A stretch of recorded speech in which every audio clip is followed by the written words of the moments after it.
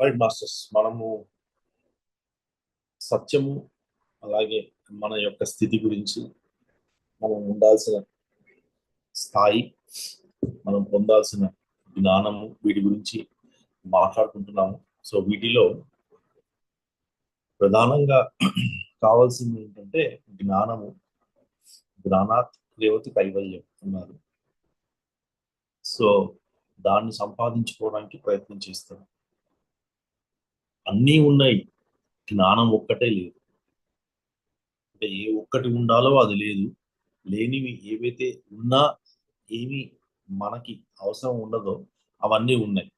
అరిషద్ వర్గాలతో మనం తెచ్చిపెట్టుకున్న కోరికలు, మనం సంపాదించుకున్న ఆస్తి సంపదలు, అది భౌతికంగా కానివ్వండి, సాంసారికంగా కానివ్వండి, ఆధ్యాత్మికంగా కానివ్వండి, అన్ని రకాలుగా అన్ని స్థితులలో మనం సంపాదించుకున్నవన్నీ మన దగ్గర ఉన్నా ఏదో తెలియని వెలతి, ఏదో తెలియని కొరత, ఏదో తెలియని వాక్యూమ్, అదేమిటి అని పరిశీలిస్తే ఆ శాంతి ఆనందాన్ని కోల్పోతున్నాం.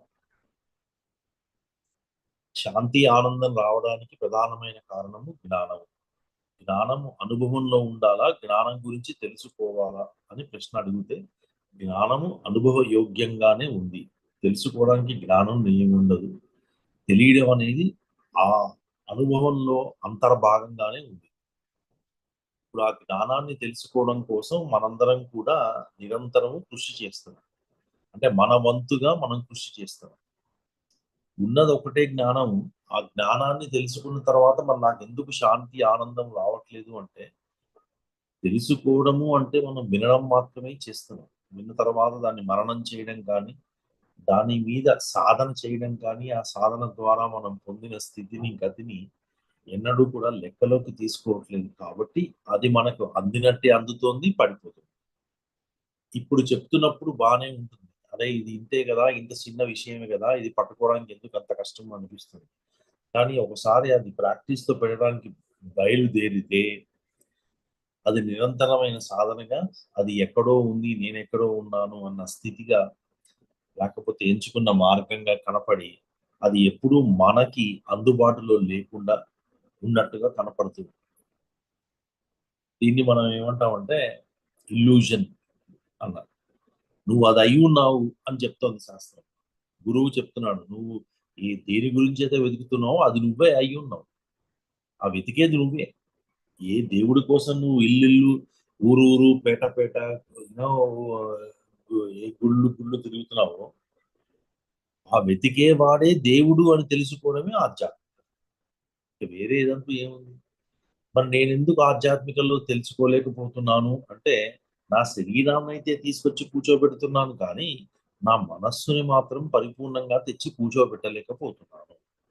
ఎందుకు కూర్చోబెట్టలేకపోతున్నాను అనే ప్రశ్న మనం వేయడానికి ఇష్టపడము.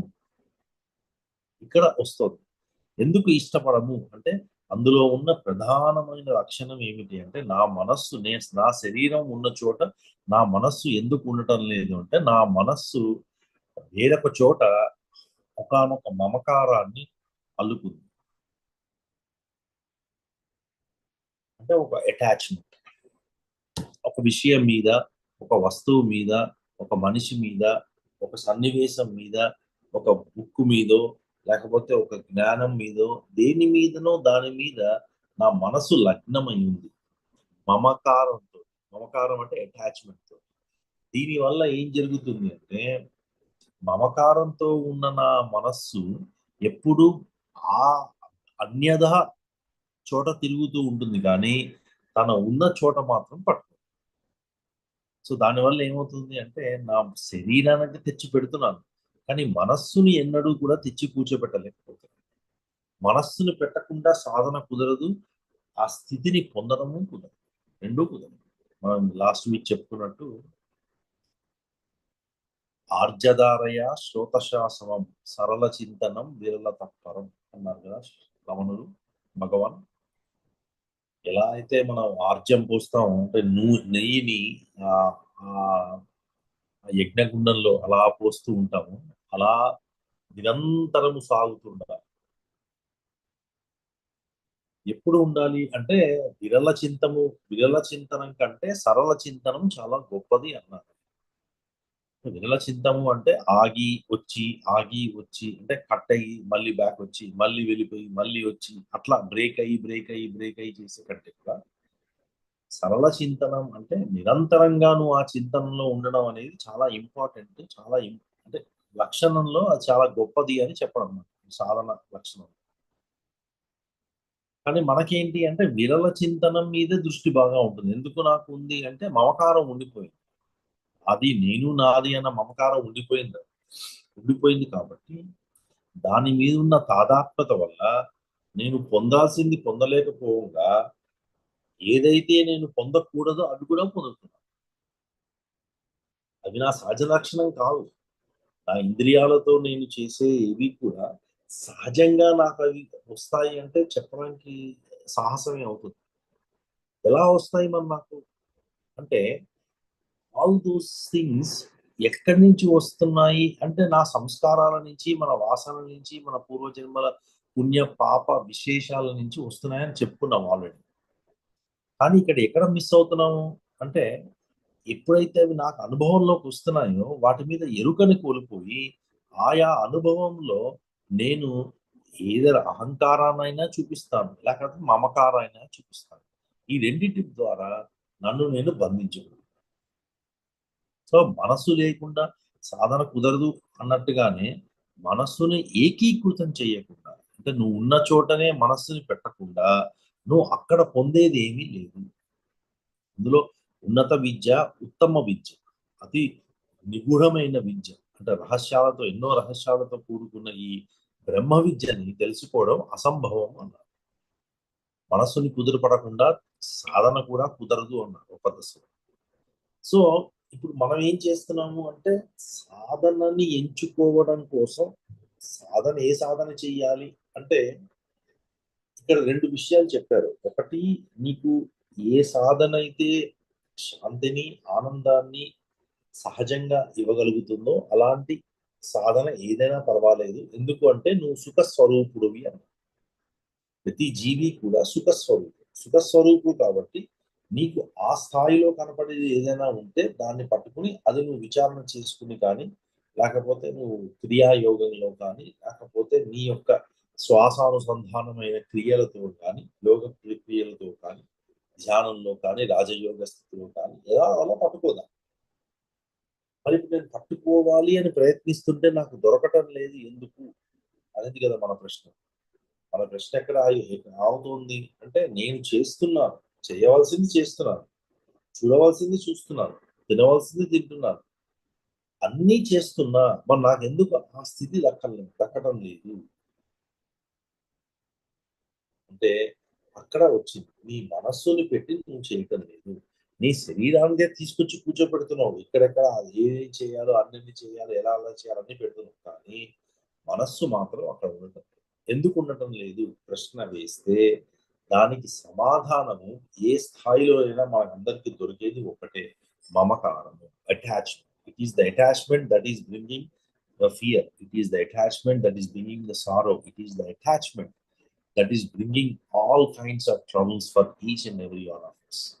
As long as you are attached to something, your life will be miserable. We are creating that misery. So జ్ఞానం పొందిన తర్వాత జ్ఞానం పొందుతున్నప్పుడు జ్ఞానం పొందాలి అని నిశ్చయించుకున్నప్పుడు ఎలా ఉండాలి అంటే అటాచ్మెంట్ లేకుండా పని చేయగలగాలి.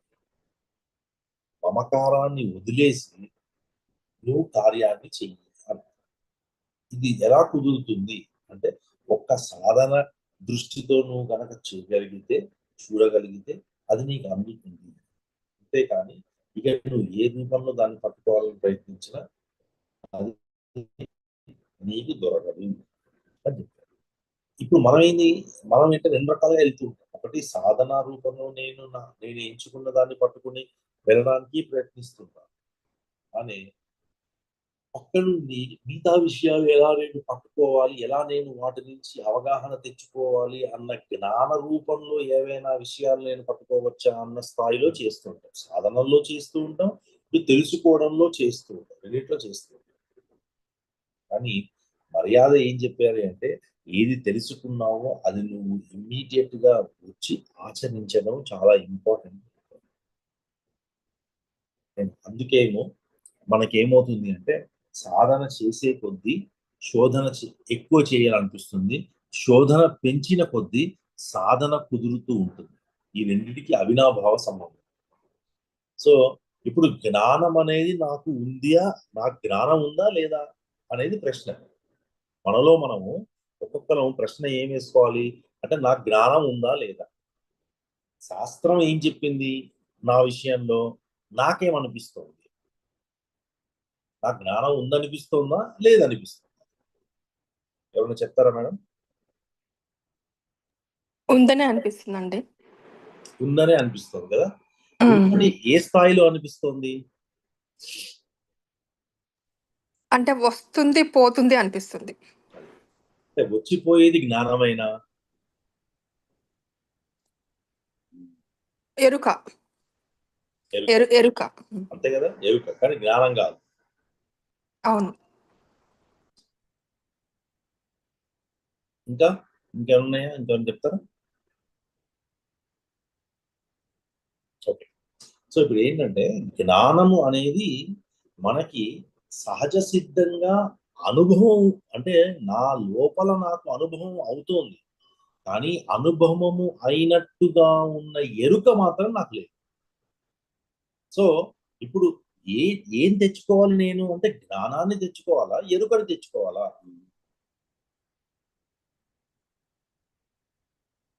ఏం తెచ్చుకోవాలి? ఎరుక కావాలా, నాకు జ్ఞానం కావాలా?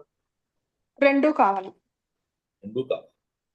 సో ఇక్కడ ఏంటంటే ఎరుక అనేది మనకి రాకుండా జ్ఞానము ఉత్తీర్ణం కాదు. అంటే ఆ జ్ఞానంలో స్థిరత్వం కుదరదు. పరిపూర్ణమైన ఎరుక ఉంటేనే జ్ఞానము ఆవిష్కరింపబడుతుంది మన ద్వారా. ఇప్పుడు ఎందుకంటే ఉన్నదేదో ఉన్నది, ఆ ఉన్నది ఎట్లా ఉంది అంటే నేనై ఉంది, అది నేనై ఉన్నాను. సో అది నేనై ఉన్నాను అన్న స్ఫురణ నాకు లేదు, ఆ స్ఫురణ నాకు కావాలి. ఇది ఇప్పుడు ఇక్కడ ఎక్కడొచ్చింది అంటే మనకి మన సాధన ఎందుకు చేయాలి నేను అంటే ఈ ఒక్క విషయం కనుక లేకపోయి ఉంటే నాకు ఈ జ్ఞానం అనేది బుక్ లో దొరికేది, లేకపోతే నేను చదివిన శాస్త్రంలో తెలిసిపోయేది. ఒక ఉపనిషత్తు చదివేశారు అనుకోండి, మీకు అది తెలిసిపోతుంది, జ్ఞానం అంతా తెలిసిపోతుంది ఏమిటో. ఇక మీరు అనుభవించాల్సిన అవసరం లేదు, తెలుసుకోవడంతోనే వచ్చేస్తుంది అని ఇక్కడ ఏం చెప్పారు అంటే ఆయన తెలుసుకున్నంత మాత్రం చేత నువ్వు జ్ఞానివి కావు, తెలుసుకున్న దాన్ని అనుభవంలోకి తెచ్చుకోగలిగితే అప్పుడు నువ్వు జ్ఞానివి అన్నారు. అది తెలుసుకోవాల్సిన విషయం ఏమిటి? ఉత్తమ వస్తువు విషయం గురించి తెలుసుకోవాలి. ఉత్తమంగా ఏదైతే ఉందో, ఎల్లప్పుడూ ఉంటుందో, అన్ని అన్ని కాలాలలో, అన్ని అన్ని దేశాలలో, అన్ని రూపాలలో, అంతటా ఏదైతే నిండి ఉందో అజో నిత్య శాశ్వతోయం పురాణం.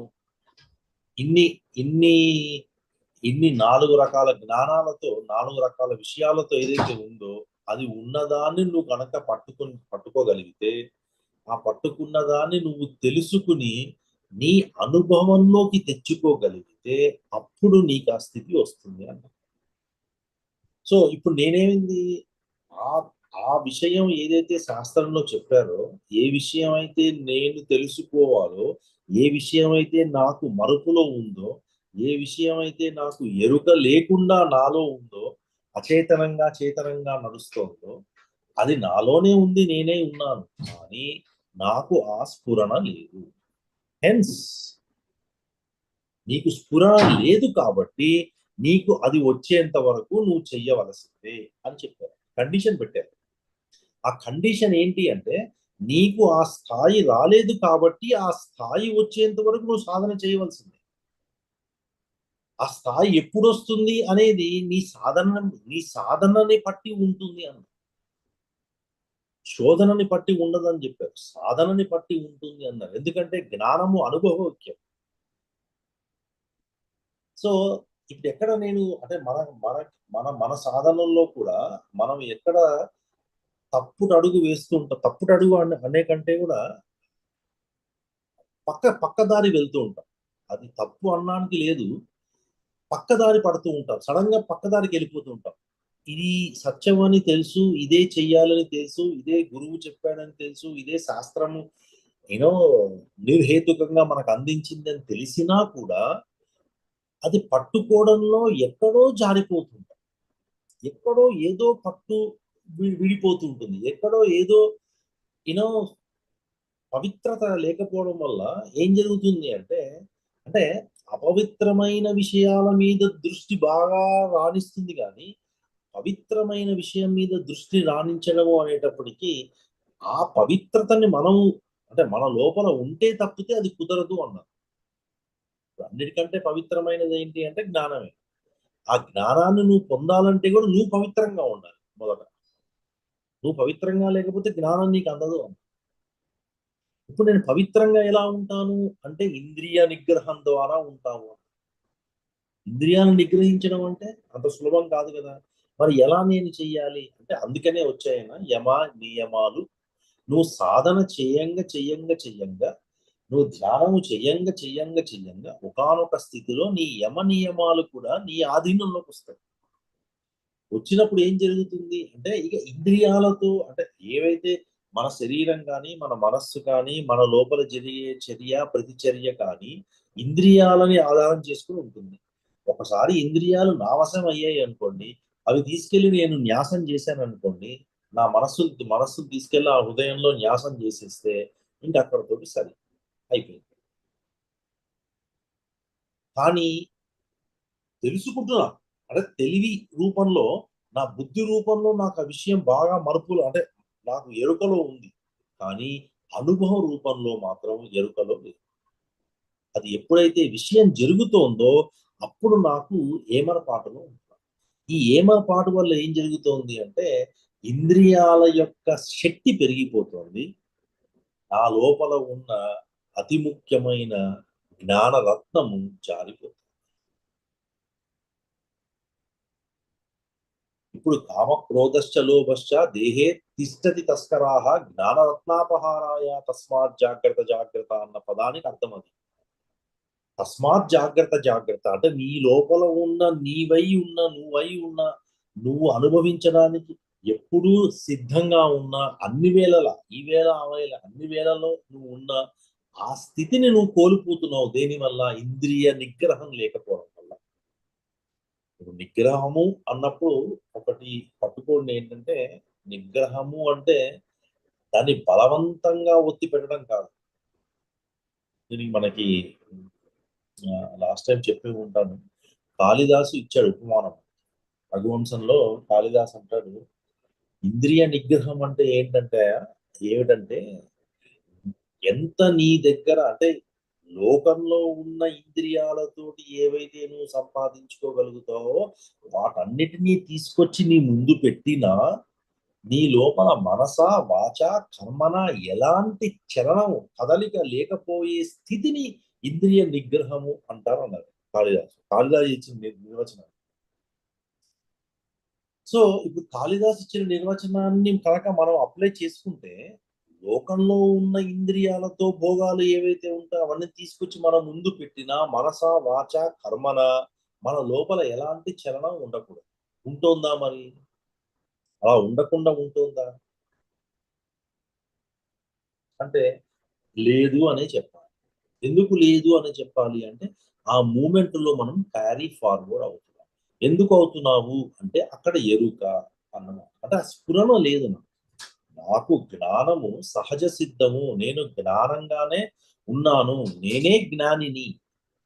అజ్ఞానం అనేది నేను తెచ్చిపెట్టుకున్నాను. కానీ నా సహజ లక్షణం జ్ఞానమే అన్న స్థితిని నేను కోల్పోయాను. కోల్పోవడం వల్ల ఏమైంది? లేని దాన్ని తెచ్చిపెట్టుకున్నాను.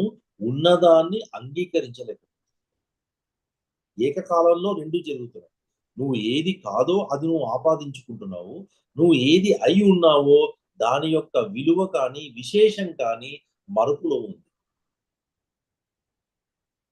సో ఇప్పుడు మనం దీన్ని సాధన కానీ శోధన రూపంలో తీసుకొచ్చామనుకోండి. ఎందుకు ఇప్పుడు నేను గురువు చెప్పింది వినాలి అంటే గురువు ఏం చేస్తున్నాడు అంటే నీ లోపల అంటే బయట ఉన్న గురువు నీ లోపల ఉన్న గురువుని తట్టి లేపుతున్నాడు. ఈ లోపల ఉన్నాడు గురువు ఆత్మగా. ఆ ఆత్మని తట్టి లేపుతున్నాడు. ఎవరు లేపుతున్నాడు? బయట ఉన్న గురువు. అంటే బాహ్య గురువు నీ లోపలికి ఆ శక్తిని తోస్తాడు.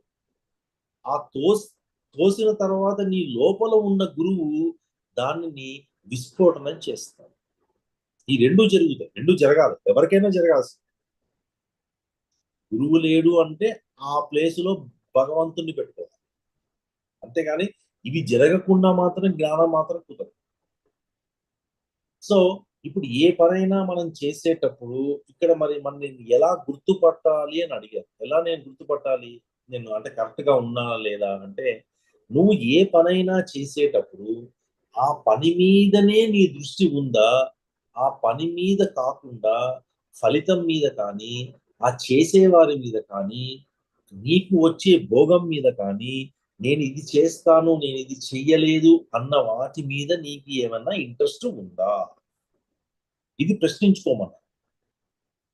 ఈ వీటిల్లో ఏ ఒక్కటైనా సరే ఎస్ అయితే నువ్వు మమకారంలో ఉన్నావు అని అర్థము. మమకారంలో ఉంటే ఏమవుతుంది? బంధంలో ఉన్నట్టు. అంటే మనసు అక్కడ చేసే పని మీద తప్పితే మిగతా వాటన్నిటి మీద లగ్నమై ఉంది.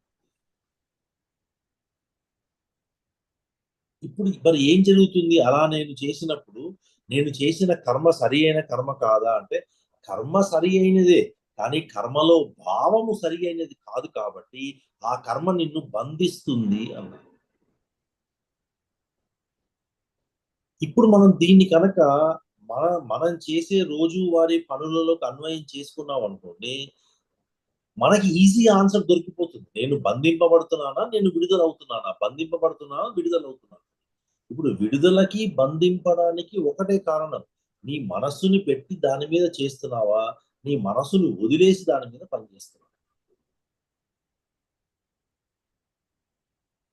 సగటుగా ఏమవుతుంది? ఏదైనా పని చెప్పారనుకోండి ఎవరైనా, "నువ్వెవర్రా నాకు చెప్పడానికి" అనుకుంటారు. బయటికి అనకపోయినా లోపల అనిపిస్తుంది. "నువ్వెవరా నాకు చెప్పావు పని? ఎందుకు చేయాలి నువ్వు చెప్పిన పని? నువ్వెవరు నాకు? నేనే ఆల్రెడీ ఇంత బిజీగా ఉన్నా, ఇంత వర్క్ ఉంటే నువ్వెవరు వచ్చి నాకు పని చెప్పావు?" అనిపిస్తుంది. అది సత్యము దృష్టి అయినా, అది సత్సంగమైనా, అది సజ్జన సాంగత్యమైనా, అది ఎంతో ఉత్కృష్టమైన స్థితిలో ఉన్న కర్మ అయినా సరే, సహజంగా శారీరక దృష్ట్యా మన లోపల కిటుక్కుమంది. ఏమిటి అలా అన్నాడు? ఏమిటి ఇలా ఇచ్చాడు? ఏమిటి ఎలా పెట్టాడు? ఏమిటి ఇలా చేశాడు? ఇదంతా కూడా కర్మే, ఇదంతా కూడా బంధమే అన్నారు. ఎందుకు నీకు అవన్నీ వస్తున్నాయి అంటే, అన్యపు ఆలోచన మీద నువ్వు చెయ్యవలసిన పని జారిపోతోంది అంటే దాని దృష్టి ఏమిటి? ఎక్కడ ఉంది అంటే అన్యథానే ఉంది దృష్టి. దృష్టి అన్యథానే ఉంది కాబట్టి బంధము తప్పనిసరి. బంధము తప్పనిసరి అయితే ఏమి జరుగుతుంది అంటే పుణ్య పాపాల మధ్యలో ఇరుక్కుని ఉండాలి. మొన్న వాళ్ళు అడిగారు, పుణ్యము రావడం మంచి విషయమే కదా, పుణ్యము రావడం వల్ల తప్పేముంది అని అడిగారు. అది చాలా మంచి మంచి క్వశ్చన్ అది. పుణ్యము కంటే జ్ఞానము గొప్పది, కరెక్టే. పాపము చెయ్యకుండా ఉండడం గొప్ప విషయం. పాపం చెయ్యకుండా ఉండడానికంటే గొప్ప విషయం పుణ్యంలో ఉండడం. పుణ్యంలో కంటే కూడా గొప్ప విషయం విశేషమైన పుణ్యం చేయడం. ఈ విశేషమైన పుణ్యం చేయడానికంటే గొప్ప విషయము ఆ పుణ్యాన్ని ధారపోయడం. ఆ ధారపోసిన దానికంటే కూడా ఉత్తమమైన విషయం ఏమిటి అంటే పుణ్యాన్ని పుణ్యంగా, పాపాన్ని పాపంగా అలా ఒక సాక్షిగా చేయడం. అది చివరి దశ. అది చిత్తశుద్ధికి దారితీస్తుంది. సో ఇప్పుడు మనం అన్వయం చేసుకోవడంలో ఎక్కడైనా పొరపాటు వచ్చిందనుకోండి, మనం ఏమవుతుంది? మనం బంధించుకుంటూ వెళ్ళిపోతున్నాం. నువ్వు తాడుని ఇట్లా తిప్పితే, తాడు ఇటు తిప్పావనుకోండి విడుదలవుతుంది. తాడుని ఉల్టా తిప్పితే బంధింపబడతాం. అలానే కర్మని నువ్వు కర్మలో ఉన్న విషయాన్ని పట్టుకోవడం కోసం కర్మని పట్టుకోవాలి, కర్మలో విషయం తెలుసుకోవాలని చేస్తే ఆ కర్మ బంధిస్తుంది.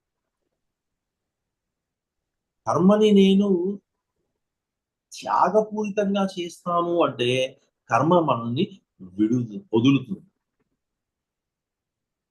ఇప్పుడు నేను త్యాగపూరికంగా కర్మని చెయ్యాలి అంటే సాధన చాలా అవసరం. సాధన లేకుండా కర్మని కర్మగా చేయలేదు, అంటే అకర్మగా చేయలేదు. అకర్మగా చేయాలి అంటే చాలా చాలా లోపల బాగా రూఢి అవ్వాలి విషయం. కర్మ అంటే ఏంటి? కర్మ చేసేవాడు చెయ్యబడేది చేస్తే ఒకటి వచ్చేది అన్న స్ఫురణ, ఊహ ఉండడం, అంటే ఎరుక ఉండడం, ఈ మూడిటి మీద దృష్టి ఉండడం కర్మ చేయడం అంటే. అకర్మ అంటే కర్మ చేస్తున్నా నేను చేస్తున్నాను అన్న అహంకారం లేకుండా కర్మ చేయడం. నేను అనేవాడు లేకుండా నువ్వు ఆ కర్మ చేస్తున్నావు కాబట్టి ఆ కర్మ ఎవరికి ఇవ్వాలి మరి ఫలితాన్ని? అక్కడ వచ్చింది ప్రశ్న. చేసేవాడు, ఇప్పుడు మనం కర్మ చేసాము. ఈరోజు ఇప్పుడు మీరు వెళ్ళారు అన్నదానం చేశారు. అన్నదానం మీరు చేశారు అన్న దృష్టితో మీరు చేయలేదు. అన్నదానం నాకు వచ్చింది, ఇవ్వబడ్డది, నాకు ఒక ఆపర్చునిటీ వచ్చింది, నేను చేశాను అని మీరు వదిలేశారు అనుకోండి. ఇప్పుడు ఆ ఫలితాన్ని ఎవరికి ఇవ్వాలి? అహానికి ఇవ్వలేదు, మనకి ఇవ్వలేదు. అప్పుడు పుణ్యం రాదు. పుణ్యము తీసేస్తారు, పాపము తీసేస్తారు. ఏమిస్తారు మాకు అంటే జ్ఞానాన్ని ఇస్తారు, చిత్తశుద్ధిని ఇస్తారు. సో పుణ్యము, పాపము రెండిటికంటే పైన ఉన్నది జ్ఞానం. ఇప్పుడు ఆ జ్ఞానానికి చిత్తశుద్ధి అర్హత. సో ఇప్పుడు మనకి మనము సంస్కరించుకోవడానికి ఇప్పుడు మనం దీన్ని కనుక డైరెక్ట్ గా నేను సాధనలోకి తీసుకొచ్చాను అనుకోండి, నువ్వు చేసే ఏ పనినైనా సరే నువ్వు ఆ పనిలో నీ దృష్టి ఏంటి అనే చూడు అన్నారు. ఎలాంటి పని అయినా సరే అది లౌకికం కానియండి, అలౌకికం కానియండి, ప్రాపంచికం కానియండి, పారమార్థికం కానియండి, సామాన్యమైనది కానియండి, విశేషమైనది కానియండి, ఏదైనా కానివ్వండి, ఏ స్థాయిలో ఉన్నా మీ దృష్టి ఎలా ఉంది చేసే దాని మీద, దాన్ని బట్టి నీకు ఫలితాన్ని లెక్క కడతాము అన్నారు. ఎప్పుడెప్పుడు మనకి పుణ్యం వస్తున్నా, ఎప్పుడెప్పుడు మనకి పాపం వస్తున్నా మనం గుర్తు పెట్టుకోవాల్సింది ఏంటంటే ఈ పుణ్యాన్ని ఈ పాపాన్ని అనుభవించడానికి నేనే మళ్ళీ ఉత్తమ శరీరాన్ని తీసుకొని రావాల్సి వస్తుంది. శరీరాన్ని నేను వదిలి మోక్షప్రదాన్ని పొందాలి అనుకున్న వాడికి శరీరంతో మళ్ళీ మళ్ళీ రావాలి అనుకోవడానికి ఎగ్జాక్ట్ ఆపోజిట్. ఒక భోగం నాకు వచ్చింది అనుకోండి, ఒక పుణ్యకార్యం చేస్తే ఆ భోగాన్ని పట్టుకొని నేను కూర్చుంటే కుదరదు. ఆ భోగానికి సంబంధించిన ఫలితము ద్వారా నాకు వచ్చిన పుణ్యాన్ని నాకు నా నెక్స్ట్ జన్మలో అంటగట్టి నన్ను భూమి మీదకి పంపిస్తారు. పంపించి ఈ పుణ్యాన్ని నువ్వు అనుభవించు అంటారు. అనుభవించిన తర్వాత ఆ పుణ్యం అనుభవించే మధ్యలో కానీ ఆ అంత్యంలో కానీ నేను ఇంకో పుణ్యం చేసుకుంటే మళ్ళీ ఇంకో జన్మ, నేను పాపం చేసుకుంటే మళ్ళీ ఇంకో జన్మ, ఇలా తిరుగుతూనే ఉన్నాం మనం. సో అటు నాకు పుణ్యము వద్దు, ఇటు నాకు పాపము వద్దు. మరి నాకు కావాల్సింది ఏమిటి? ఒక్క జ్ఞానం, కేవల జ్ఞానం. జ్ఞానం ఒక్కటే కావాలి, ఇంకేమీ వద్దు. ఇప్పుడు ఈ నాకు ఇంకా ఏమీ వద్దు, నాకు జ్ఞానం ఒక్కటే కావాలి అని ఎప్పుడైతే మీరు అన్నారో దాని అర్థం ఏమిటి అని శాస్త్రాన్ని అడిగితే శాస్త్రం అంది, నాయన ఎప్పుడైతే నీకు జ్ఞానం ఒక్కటే కావాలి ఇక నీకు ఏది వద్దు అన్నావో అంటే నీ శైలి ఏమిటి అంటే త్యాగ శైలి. త్యాగంతో జీవించాలి నువ్వు అన్నారు. ఎందుకు? నకర్మణ న ప్రజయ ధనేన త్యాగే నైకే అమృతత్వ మానసు పరేణ నాకం నిహితం గుహాయాం విభ్రాజతే యతయో విశక్తి. కైవల్యోపనిషత్తులో సన్యాసులకి దీక్ష మంత్రంగా ఈ విషయాన్ని చెప్తారు. నకర్మణ ప్రజయా ధనేన త్యాగే నైకే అమృతత్వ మానసు. నీ కర్మ ద్వారా గాని, అంటే ప్రాపంచిక దృష్టిలో నీవు చేసే కర్మల ద్వారా గాని, నా ప్రజయ అంటే సంతానం వల్ల ద్వారా కానీ, అంటే నా రిలేషన్షిప్స్ కానివ్వండి, నా ఫ్యామిలీస్, గ్రేటర్ ఫ్యామిలీస్ ఎవరైతే ఉన్నారో క్లోజ్ ఫ్రెండ్స్ కానివ్వండి, వీళ్ళందరూ కూడా ప్రజయ అంటారు. ప్రజయ నా కర్మన నా ప్రజయ అనేన డబ్బు వల్ల కానీ నాకు రాదు. ఏది రాదు? అమృతత్వము రాదు. అమృతత్వము అంటే మోక్షము లేకపోతే జ్ఞానము అని. జ్ఞానము రాదు. మరి దేని వల్ల వస్తుంది? త్యాగం వల్ల వస్తుంది. త్యాగే నైకే అమృతత్వ మానసు అన్నారు. ఆ త్యాగం వల్ల మాత్రమే వస్తుంది. ఇప్పుడు మనం దీన్ని ఈ కర్మ ఇందాక తీసుకుని ఎగ్జాంపుల్లోకి తెచ్చిపెట్టామనుకోండి, కర్మలోకి తెచ్చిపెట్టినప్పుడు ఆ అకర్మగా నేను కర్మ చెయ్యాలి అని ఎప్పుడైతే సంకల్పం చేసి దాని వైపుకు నేను చేయడానికి ప్రయత్నిస్తూ వెళ్ళానో అకర్మతో, అకర్మ అంటే నేను చేసే అనేది లేదు, నేను చేసే అనేది లేదు కాబట్టి అది నేను త్యాగ బుద్ధితో చేస్తున్నాను. మరి ఎవరికి వెళ్తుంది అది? ఈశ్వరార్పణ బుద్ధితో చేస్తున్నాను.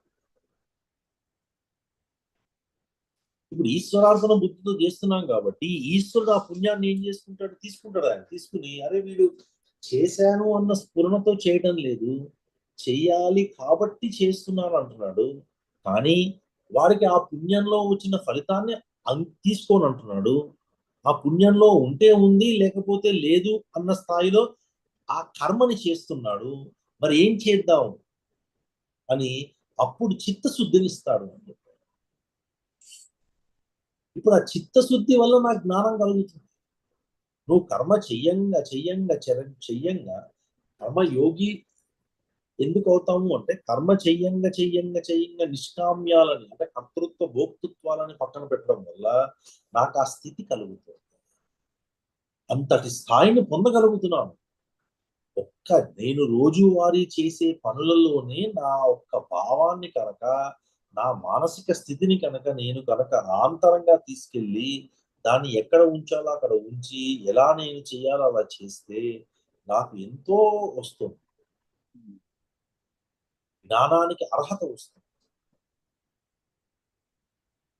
ఇప్పుడు మరి ఇక్కడితో అయిపోతుందా అంటే కాదు అంట. ఇలా నువ్వు చెయ్యంగా చెయ్యంగా చెయ్యంగా ఏదో ఒక నాటికి నీకు లోపల నుంచి స్ఫురణగా విస్ఫోటనంగా నీకు తెలుస్తుంది. ఏం తెలుస్తుంది? నువ్వెవరో అని తెలుస్తుంది. నువ్వు సాధన మానడానికి లేదు, నీ శోధన మానడానికి లేదు. అది జరగాలి, ఇది జరగాలి. ఎంతవరకు జరగాలి అంటే నీ లోపల నీకు ఆ మార్పు అనుభవంగా వచ్చేంత వరకు నువ్వు చెయ్యాలి అన్న. సాధారణంగా మనం ఏం చేస్తామంటే కొన్ని రోజులు చేసిన తర్వాత చాలే ఇంకా ప్రకృతి నా అధీనంలోకి వచ్చింది ఇంకా చాలే అని పక్కకి వెళ్తాం. అలా కాదు అని చెప్తాను శాస్త్రం. ఏది కూడా నువ్వు కొట్టి పడేయడానికి లేదు. ప్రతి ఒక్క చిన్న విషయం అయినా సరే యూనివర్స్ లో ఒకానొక పర్పస్ కోసం ఉంది. ఆ పర్పస్ ని సర్వ్ చేయడం కోసం ఉంది. నీకు తెలియకపోవచ్చు కాక purpose doesn't mean that it doesn't exist. So ఇప్పుడు ఏం జరుగుతోంది అంటే కర్మని అకర్మగా చేయడం నేను ప్రాక్టీస్ చేస్తున్నాను కాబట్టి చేసే ప్రతి దాంట్లో కూడా నాకేమొస్తుంది, నేనెందుకు చెయ్యాలి అన్న ఆలోచన లేకుండా చెయ్యడమే తరువుగా అన్నట్టుగా నువ్వు చేసుకుంటూ వెళ్ళిపోతూ ఉంటే ఆ చేసినటప్పుడు వచ్చిన ఫలితం అంతా తిరిగి మళ్ళీ మన డబ్బాలోనే పెడతాం.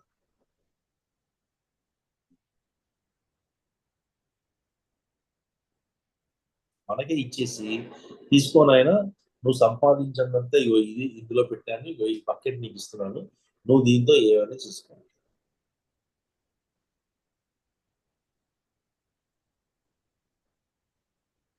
ఏ ఒక్క విషయంలో కానీ నేను చెలించకుండా ఉండగలిగితే అప్పుడు నీ జ్ఞానం ఉంది. ఏ ఒక్క విషయంలో అయినా నువ్వు చెలించితే నీకు ఇంకా జ్ఞానం లేదు. చెలించడం అన్న మాటని వేరొక చోట ఏమన్నారు అంటే విషాదము అన్నారు. నీ మనస్సు కానీ శరీరం కానీ విషాదానికి కనుక గురి అయ్యి ఉండి ఉంటే నువ్వు ఆత్మజ్ఞానివి కాలేదు ఇంకా. పరిపూర్ణమైన అవగాహనతోటి ఒక స్థాయిలో, రెండవది ఏకాగ్ర చిత్తంతో ఎల్లప్పుడూ మరవకుండా నువ్వు చేసే సాధన నిన్ను గట్టెక్కిస్తుంది అని. కొంతమంది మనం ఏంటంటే చాలా సీనియర్ మాస్టర్స్, ఇవన్నీ టైటిల్స్, ఇదంతా ఏంటంటే మన మనస్సుని పరీక్షించడానికి యూనివర్స్ మన చేత ఆడించే నాటకం. నీకు బ్రహ్మ విద్వద్మని ఇస్తాము, రైట్? లేకపోతే బ్రహ్మ జ్ఞాన బిరుదు ఇస్తాము, నీకు ఏదో మహర్షి పదవిని ఇస్తాము, రాజర్షి పదవి ఇస్తాము, బ్రహ్మర్షి పదవిని ఇస్తాము. ఇట్లా ఏమరపాటు చేసి అంటే మనస్సుని జవం చేయడానికి, మనస్సుని అంటే గట్టిగా చేయడానికి, మనస్సును లేపడానికి, లేపి మనం చేసే కార్యక్రమాన్ని సద్వినియోగం చేయకుండా ఉండడానికి సో ఇట్లా లేపుతా ఉంటాం. ఇప్పుడు ఏం జరిగింది, ఒక్కొక్కసారి లేవగానే టక్కని మనస్సు లేచినప్పటి నుంచి ఇక దాన్ని పడుకోబెట్టడం కుదరదు. ఇక్కడ మనం జాగ్రత్తగా పట్టుకోవాలి. ఒకసారి నేను ఒక పని చేస్తున్నప్పుడు నా మనస్సు లేచింది అనుకోండి, ఆ లేచిన మనసుని నేను పడుకోబెట్టడం కుదరదు. ఒకసారి మీరు పని చేస్తున్నప్పుడు ఇప్పుడు ఏంటంటే ఆల్టర్నేట్ థాట్ లాగా ఒకటి చేసేటప్పుడు ఒక ఒక దృక్పథంతో ఒక దృష్టితో వెళ్తూ ఉంటాం. ఆ దృష్టికి ప్రతిగా ఇంకో దృష్టి వచ్చింది అనుకోండి, ఇంకా వర్కౌట్ కాదు, ఆ పని సక్సెస్ఫుల్ గా చేయలేము.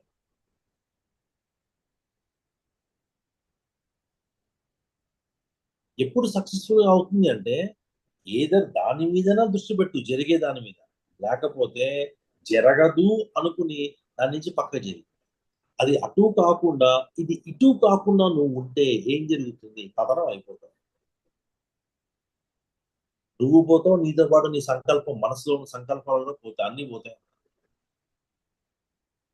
సో ఇప్పుడు మనం అంటే ఒరిజినల్ క్వశ్చన్ మర్చిపోకూడదు.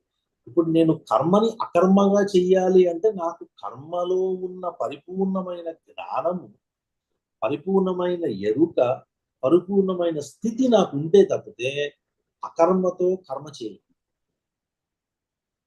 అది ఒక్క గురువుకే సాధ్యమైంది. కృష్ణుడు చేశాడని కానీ రాముడు చేశాడని కానీ చెప్పడం కూడా సాహసం. ఎందుకంటే చేస్తున్నాను అన్న ఫీలింగ్ లేకుండా నేను అనేవాడిని పక్కన పెట్టి నువ్వు చెయ్యాలి అంటే ఎంతగానో నీకు లోపల పరిణితి ఉంటే కానీ అది అయ్యే విషయం కాదు.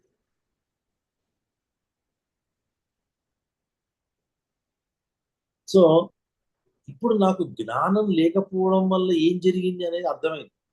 ఇప్పుడు నాకు జ్ఞానం లేదు, దానివల్ల ఏం జరిగింది, కర్మని బంధ రూపంగా చేస్తున్నాను.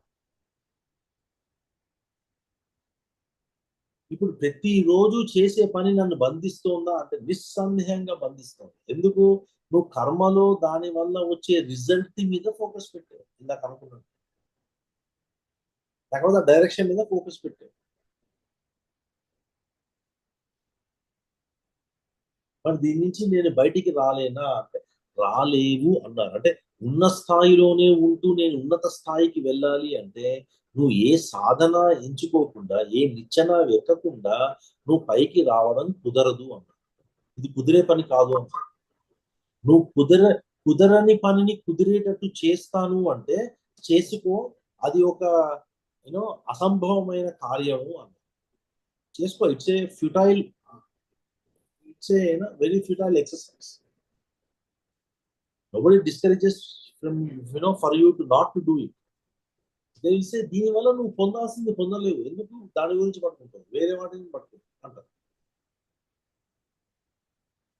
సో మనం చాలా జాగ్రత్తగా అర్థం చేసుకోవాలి. కర్మ, జ్ఞానము, ఎరుక, ఈ మూడిటి సమాహారంతో జీవితం నడుస్తుంది. ఎప్పుడెప్పుడు జ్ఞానం మనకు అనుభవంలోకి వస్తుందో అప్పుడప్పుడు పరిపూర్ణమైన అవగాహనతో ఉంటాం. ఇంకా జ్ఞానంలో ఉండు, జ్ఞానంలో ఉండు, జ్ఞానంలో ఉండు.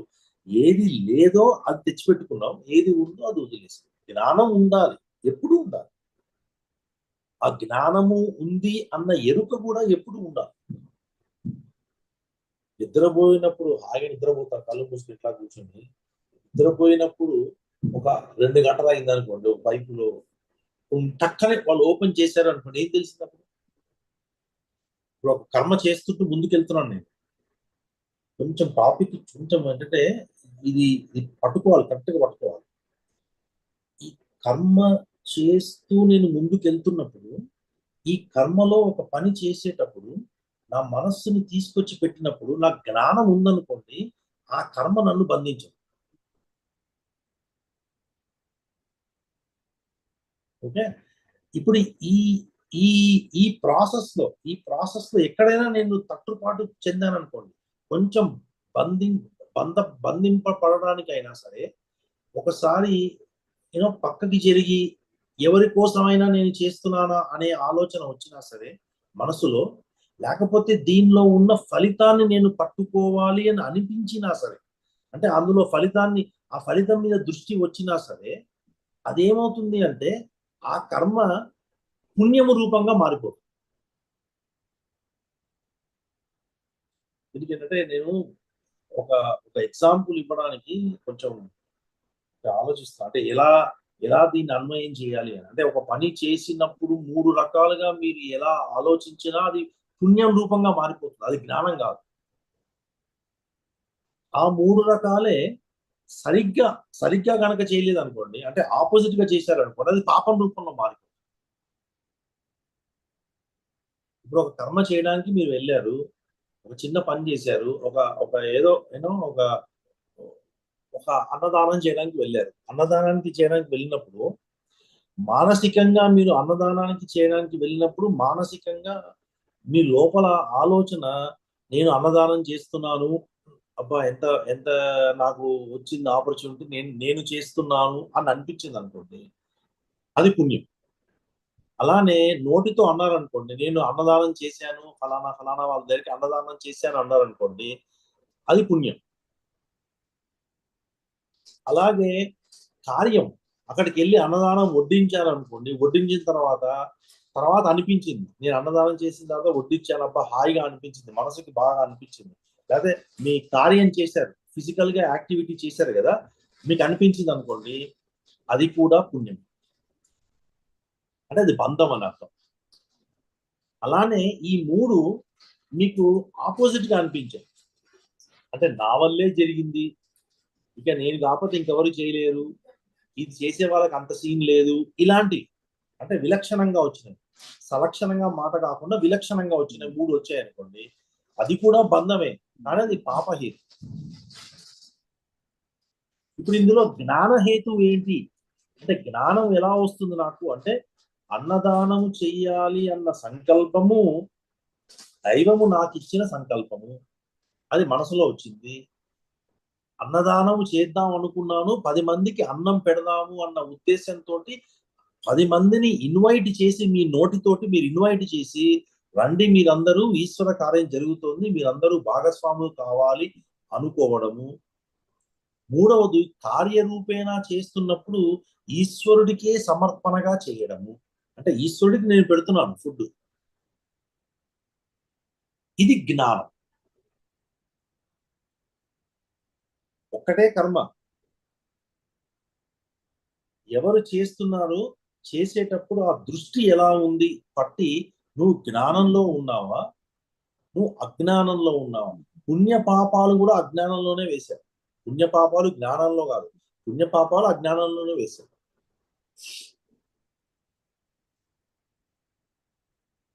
ఇప్పుడు మనకి మనకి ఇప్పుడు ఈ జ్ఞానము మనకు ఉందా అంటే సహజంగా ఉంది. నా స్వరూపము సుఖస్వరూపము, నా సుఖస్వరూపము అయినప్పుడు, నేను సుఖస్వరూపాన్ని అయినప్పుడు, నేను మళ్ళీ సుఖం కోసం తిరగాల్సిన అవసరం ఏముంది, అది నేనే ఉన్నాను కదా.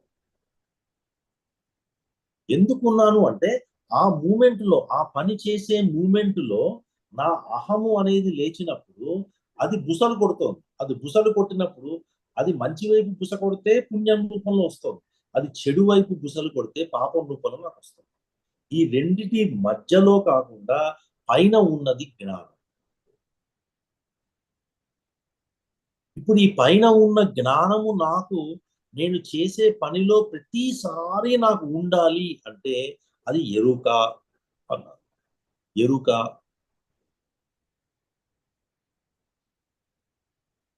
అది పరిపృష్టం కావాలి, ఆ కర్మ పరిపృష్టం కావాలి నాకు అన్నారు. అంటే కర్మ చేశాను, ఆ కర్మ నాకు 100% ఇవ్వాల్సింది ఇవ్వాలి నాకు, అంటే ఆ ఉద్దేశం నేను అని కాదు, బంధ రూపంలో కాదు, ఆ కర్మకు కావాల్సిన రిజల్ట్ రావాలి అంటే పరిపృష్టము అన్నారు.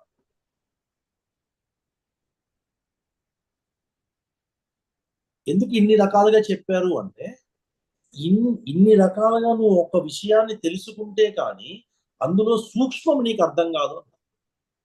శాస్త్రం అందుకని ఏం చెప్పింది, విడమర్చి చెప్పింది, పుణ్యము బంధమే, పాపము బంధమే, జ్ఞానమే విడుదల.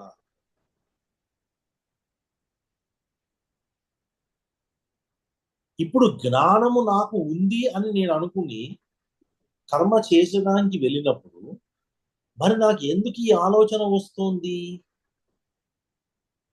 ఎందుకు వస్తోంది? పుణ్యం వైపుకి ఎందుకు వెళ్తోంది? ఎందుకు బంధింపబడుతున్నాను? అంటే అక్కడ అహంకార మమకారాల వల్ల. నువ్వు వెళ్ళింది అన్నదానంలో పాల్గొనడానికి. నువ్వు అన్నదానంలో వాడు నీకు నెయ్యి ఇచ్చి వడ్డించమంటే నువ్వు వడ్డించవు. ఎందుకు వడ్డించావు? అది చిన్న విషయం. నెయ్యి వడ్డిస్తాను నేను. పచ్చడి వడ్డించమంటే వడ్డించవు. నాకు సాంబారే వడ్డిస్తాను. నేను అన్నాన్నే వడ్డిస్తాను. పెద్ద ఐటమ్స్ ఎందుకు? పెద్ద ఐటమ్స్ అయితే పెద్ద స్థాయి. ఇది అహంకారం. పోయింది. కర్మ పోయింది. కర్మ చేసే పర్పస్ పోయింది. ఆ కర్మ వల్ల నువ్వు త్యాగం చేసేది పోయి అన్నీ పోయాయి. ఇక మిగిలింది ఏంటి? నువ్వు, నీ అహంకారము. అహంకారం వల్ల నువ్వు తెచ్చుకునే పాపం.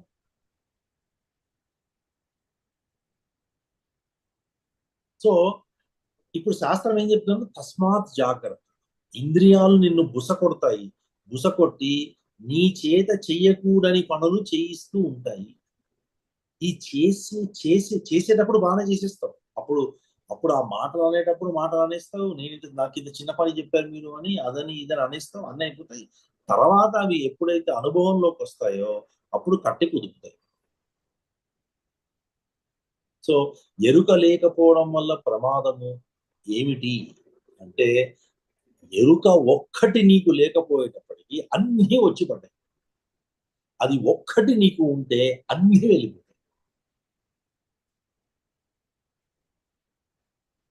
ఈ ఒక్క ఎరుక మనకు ఉండడం వల్ల ఏం జరుగుతుంది అన్నారంటే, ఆ జ్ఞానము నీ లోపల ఉన్నది అన్న విషయం కూడా నీకు ఎరుకలో ఉంటుందన్నారు. అది నువ్వై ఉన్నావు అన్న ఎరుక కూడా నీకు ఉంటుందన్నారు. కానీ దీనికి సాధన చాలా అవసరము అన్నారు. అంత సులభంగా నీకు ఆ ఎరుక రాదు. ఆ ఎరుక దొరకదు. ఆ ఎరుకను నువ్వు గనక పట్టుకోవాలి అంటే నువ్వు సాధన మాత్రం ఎట్టి పరిస్థితుల్లో వదలడానికి లేదు అన్నారు. సాధన చెయ్యంగా నీకు ఆ ఎరుక వస్తుంది కానీ ఒకరోజు చేసి 2 రోజులు చేయకుండా, ఒకరోజు చూసి 2 రోజులు చూడకుండా అటు ఇటుగా ఏదో ఉన్నామా, ఏదో వెళ్ళామా, ఒక పని చేసి ఇంకో పని చేస్తే కుదరదు అన్నారు. సో మనం జాగ్రత్తగా పట్టుకోవాలి విషయాన్ని. విషయాన్ని ఏం పట్టుకోవాలి అంటే, మనకి తెలుసుకున్న విషయాన్ని తెలుసుకున్నది తెలుసుకున్నట్టుగానే ఆచరణలోకి వచ్చిందా లేదా? మన ఆచరణలో, పక్కవాడిది కాదు, మన ఆచరణలోకి వచ్చిందా లేదా?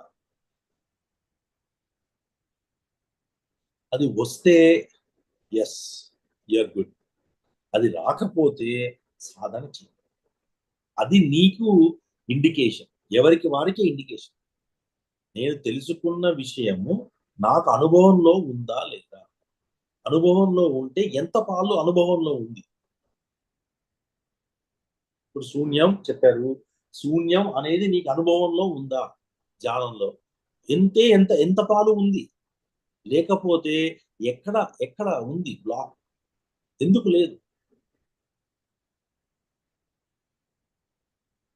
నీ సహజత్వంలోకి నువ్వు వెళ్ళకుండా ఉండడానికి నీకు ఏది అడ్డుపడుతుంది?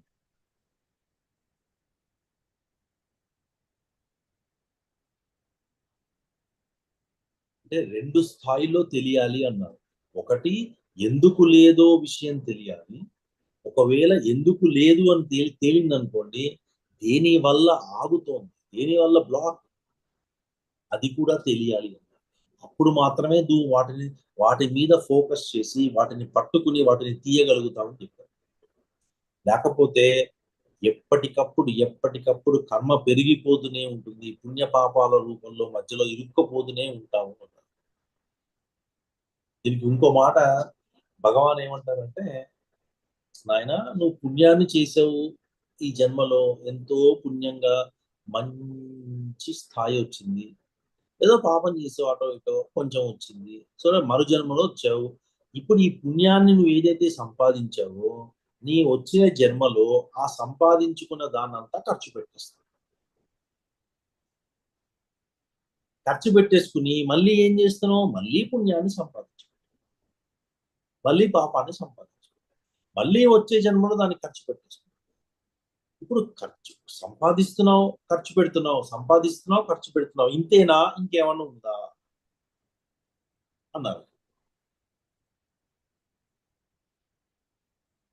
నువ్వు సంపాదించుకుంటున్నావు కష్టపడి పుణ్యాన్ని, ఆ పుణ్యం ద్వారా వచ్చిన సత్ కార్యము నీకు వచ్చే జన్మలో వస్తుంది, ఆ కార్యాన్ని చేసేస్తున్నావు, ఆ పుణ్యం కరిగిపోతుంది, మళ్ళీ నెట్ నెట్ జీరో. ఎప్పుడు నెట్ నెట్ జీరో. నువ్వు ఇంత పుణ్యం చేస్తే ఆ స్థాయిలో నీకు ఆ ఫలితం వస్తుంది, ఆ ఫలితం అనుభవించగానే మళ్ళీ సున్నా. వీటి రెండిటికంటే ఇంకేమైనా ఉందా? ఇవి కాక ఇంకేమైనా ఉందా? అంటే నువ్వు తెచ్చుకోవడము, తెచ్చుకున్న దాన్ని అరగొట్టడం అంతే. అరిగిపోయిన తర్వాత మళ్ళీ స్టార్ట్, మళ్ళీ తెచ్చుకోవడం, మళ్ళీ అరగొట్టడం, ఇంతే. ఇలా కొన్ని వందల సంవత్సరాలు తిరుగుతూ ఉన్నాం మనము. ఇకనైనా ఇప్పటికైనా తెలుసుకోవాల్సింది ఏంటంటే, నువ్వు తెచ్చుకుని దాన్ని అరగొట్టేసి వాడుకుని మళ్ళీ తెచ్చుకుని మళ్ళీ ఇది కాదు, ఇంకా ఏదో ఉంది. ఆ ఏదో ఉంది అని తెలుసుకోవాలంటే ప్రశ్నవి. ఏం జరుగుతోంది ప్రశ్నవి. ప్రతి దాంట్లోని సత్యం అనే దృష్టి ఉంది, ప్రతి దాంట్లో జ్ఞానము ఉంది, ప్రతి విషయంలో ఎరుక ఉంది, ప్రతి విషయంలో ప్రజ్ఞానము ఉంది, విజ్ఞానము ఉంది, ప్రతి విషయంలో ఉంది. నువ్వు చేసే ప్రతి చిన్న దాంట్లో కూడా ఉంది. ఎంతో పెయిన్ఫుల్ గా నువ్వు అనుభవించే కర్మలో కూడా ప్రేమ ఉంది, కాంతి ఉంది, జ్ఞానము ఉంది, శాంతి ఉంది. ఫిజికల్ గా it may be an utmost thing that you're going through. అంటే అతి భయంకరమైన కర్మని అనుభవిస్తూ ఉన్నట్టుగా కనపడుతుండుగాక, కానీ అందులో కూడా దైవిక ప్రేమ ఉంది, దైవిక కాంతి ఉంది, దైవిక శక్తి ఉంది, దైవిక కరుణ ఉంది, దైవిక కారుణ్యం ఉంది, అన్నీ ఉన్నాయి అందులో. ఆ ఒక్క దీంట్లోనే అంత చిన్న విషయంలోనూ ఇవన్నీ ఇమిడి ఉన్నాయి. అవి ఎప్పుడు నీకు అవగాహనలోకి వస్తాయి అంటే, ఎప్పుడైతే నీకు ఆ ఒక్క జ్ఞాన వీచిక నీ దగ్గర ఉంటే, నువ్వు ఇలా అనగానే అవన్నీ నీకు కనపడతాయి. సో సాధనని, శోధనని రెండింటిని సమతుల్యంతో పంచుకుంటూ, మన లోపల ఉన్న జ్ఞానాన్ని మనం గ్రహిస్తూ మనము పట్టుకున్న ఏ విషయం ఎవరైతే మన గురువు చెప్తున్నాడో, గురువు చెప్పిన విషయాన్ని పదే పదే పదే పదే వినడం వల్ల ద్వారానే అది లోపలికి వెళ్తుంది. దాన్నే నీ బయట గురువు లోపల గురువుని లేపడం అన్నారు. నీ బయట నువ్వు చదివే బుక్కు ఎన్నిసార్లు చదవాలి అంటే, నువ్వు ఎన్నిసార్లైనా చదువు, ఆ నీ లోపల ఉన్న గురువు లేచేంత వరకు చదువు, మళ్ళీ మళ్ళీ చదువు. ఎందుకు? లోపల నీకు అనుభవించాలి, దాన్ని ఆచరించాలి, దీన్ని నేను నా జీవితంలోకి తెచ్చుకోవాలి అని అనిపించేంత వరకు నువ్వు చదవాల్సిందే అన్న. ఎందుకు? అదొక్కటే నేను ఉద్ధరిస్తుంది, ఇంకా మిగతా ఏమి ఉద్ధరించలేదు, మిగతావన్నీ బంధిస్తాయి.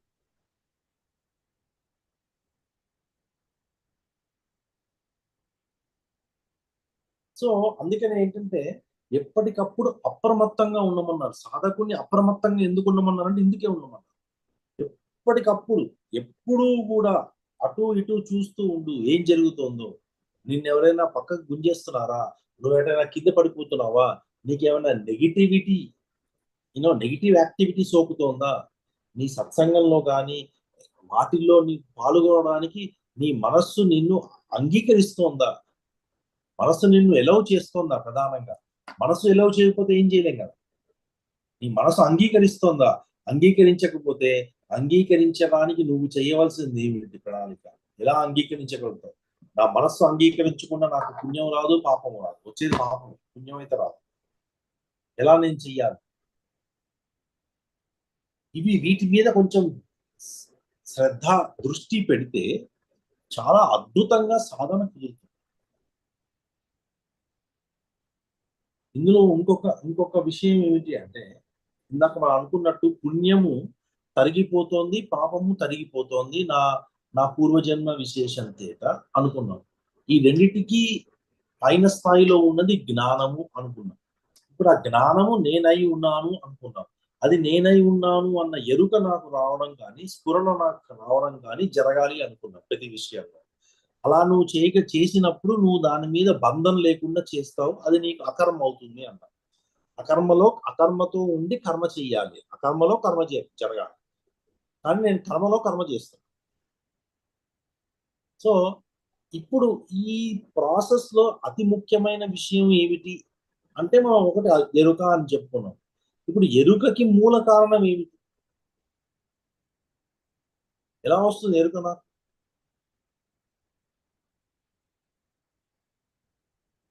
ఎనీవన్?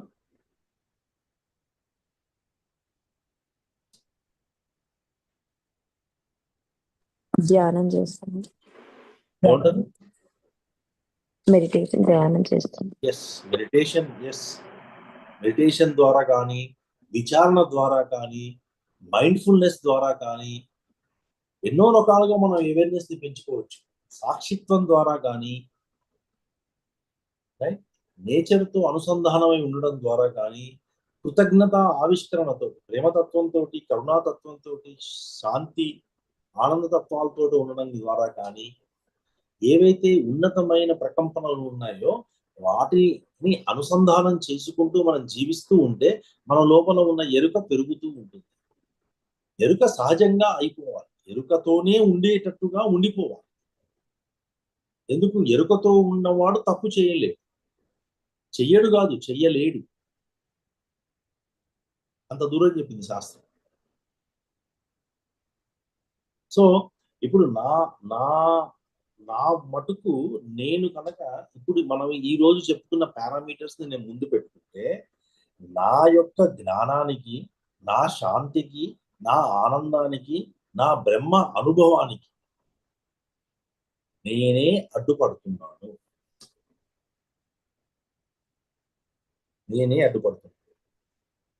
వేరే ఎవరూ లేరు, నేనే అడ్డుపడుతున్నాను. దీనికి ఉదాహరణగా ఏం చెప్పారంటే, మనకి శంకరుల వాంగ్మయంలో చాలా కనపడుతూ ఉంటుంది, శాస్త్రంలో కూడా రజ్జు సర్ప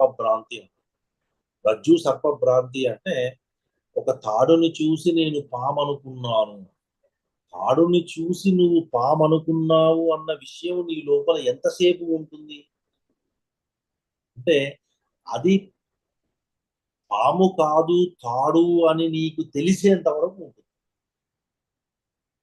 లోపల భయం పడుతూనే ఉంటావు, బాధపడుతూనే ఉంటావు, ఏమవుతుందో అని ఆలోచిస్తూనే ఉంటావు, ఎలా నువ్వు పడుకోవాలి, పాస్ట్ ని, ప్రెసెంట్ ని, ఫ్యూచర్ ని కనెక్ట్ చేసుకుంటూ వెళ్ళిపోతుంటావు, వెళ్ళిపోతుంటావు. కానీ ఆ ఒక్క సెకండ్ లో నీకు కనుక అర్థమైంది అనుకోండి, అది తాడు కాదు, పాము కాదు, తాడు అని ఏమైంది? ఏకకాలంలో మొత్తం అనేది విరిగిపోయింది. అజ్ఞానంలో మనం చేసే పనులు సహస్రాల స్థాయిలో ఉండవచ్చు కాక, అంటే 1000 పనులు నీకు వచ్చి పడవచ్చు కాక, జ్ఞానంతో చేసే ఒక్క ఆలోచన కానీ, ఒక్క మాట కానీ, ఒక్క చేత నువ్వు చేసింది కానీ ఎంతో ఉన్నతమైన ఫలితం ఇస్తుంది. ఆ మూమెంట్ లో నాకు గనక ఒక్కసారి జ్ఞానం గనక ఉంటే ఎప్పుడూ నేను చేయను. It's beautiful. అంటే మనం మెల్లిమెల్లిగా జ్ఞానములో ఉండడానికి ప్రయత్నం చెయ్యాలి అని మనకి గురువులు కానీ, శాస్త్రం కానీ చెప్తూ ఉంటుంది, ఎప్పటికప్పుడు చెప్తూ ఉంటారు, జ్ఞానంతో ఉండు. ఎంతటి కింది స్థాయి వైబ్రేషన్స్ నీకు ఉన్నా సరే, నువ్వు కనుక జ్ఞానంలో ఉండగలిగితే, ఎరుకతో జ్ఞానంలో ఉండగలిగితే నీ ఎనర్జీస్ నువ్వు షిఫ్ట్ చేసుకోగలుగుతావు. ల్యాక్ మీద ఫోకస్ చేయకు, అబండెన్స్ మీద ఫోకస్ చేయి. Your life is all abundance. So ఇట్లా మనం మెల్లిగా సాధనని పెంచుకుంటూ వెళ్ళడం. ఇప్పుడు మనం బుక్ చదివినప్పుడు మనం ఏమనుకోవాలి అంటే, నాకు నేనే అనుకోవాలి, ఎవ్వరు అనకూడదు. అంటే ఏమవుతుంది అంటే, ఎదుటి వాడి అహాన్ని దెబ్బతీసినట్టు అవుతుంది. ఇప్పుడు నేను మీ దగ్గరకు వచ్చి నీకేమొచ్చు, నువ్వేం చేసావు, అసలు నీ అనుభవం ఏముంది, ఈ నెలలు ధ్యానం చేస్తున్నావు, నువ్వేం పట్టుకోవట్లేదు, అది ఇది అన్నాను అనుకోండి, ఒప్పుకోదు, మీ మనసు ఒప్పుకోదు. మీ మనసు ఒప్పుకున్నా ఒప్పుకోకపోయినా నా మనసు ఒప్పుకోదు. అది చేయకూడదు, నిషిద్ధం. ఏం చెయ్యాలి అంటే, మనకి మనమే ఆలోచించుకోవడానికి కావలసిన ప్రేరణ మనం ఇవ్వాలి. ఆ ప్రేరణ వల్ల ఎదుటి వాళ్ళు స్ఫూర్తిని పొంది ఆ స్థాయిని పొందేటట్టుగా జరగాలి. అది మన పత్రిజీ గారు చేస్తారు.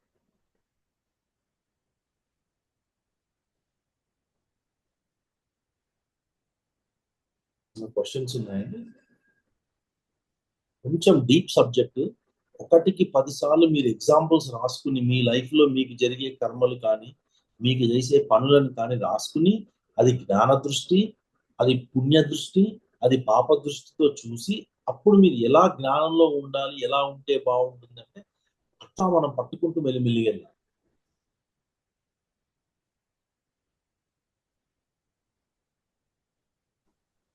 యాహ్! చాలా వండర్‌ఫుల్ సబ్జెక్ట్ అనిల్ గారు మీరు చెప్పింది. అంటే మీరు చెప్పుతూ ఉంటే లోపల ఇంట్రాస్పెక్షన్ వస్తుందనమాట. అంటే మనం ఎక్కడ తప్పు చేశాము, మనం అంటే ఇంత జ్ఞానం తెలుసుకొని చిన్న చిన్న మిస్టేక్స్ చేస్తాం గదా లైఫ్‌లో. అంటే ఎదుటి వాళ్ళ నుంచి ఎక్స్‌పెక్ట్ చేయడం గావచ్చు, మీరన్నట్లు విమర్శించటం. నువ్వేం చేశావు అట్లా. అది నిజంగా ఎంత తప్పనేది మీరన్నారు గదా! త్యాగేనే కామతత్వ మానసుః అని. నిజంగా మనం అన్నీ త్యాగం చేయాలి. మమకారము, అహంకారము, రాగము, ద్వేషము అన్నీ త్యాగం చేసి మన మనసుని క్లీన్ చేసుకున్నప్పుడు, అప్పుడు ఇంట్రాస్పెక్షన్ చేసుకుంటే, అప్పుడు మనమేం తప్పు చేశాము, మనమొచ్చింది ఈ లోకంలోకి 4 చేయడానికి love all, serve all, hurt never, help ever. ఈ 4 గుర్తుపెట్టుకొని ఇదే వేద సారం అని చెప్తారు సత్యసాయిబాబా. ఈ 4 బాగా గుర్తుపెట్టుకొని ప్రతి క్షణము మనం చేసే పని, మనం మాట్లాడే మాట ఈ 4 రాదా? కానీ మనమేమో అహంకారంతో నేను చేశా, వాళ్ళు నాకు ఇట్లా అన్నారు. కానీ వాళ్ళు అంటున్నారు అంటే వాళ్ళలో ఏదో బాధ ఉండి అంటున్నారు.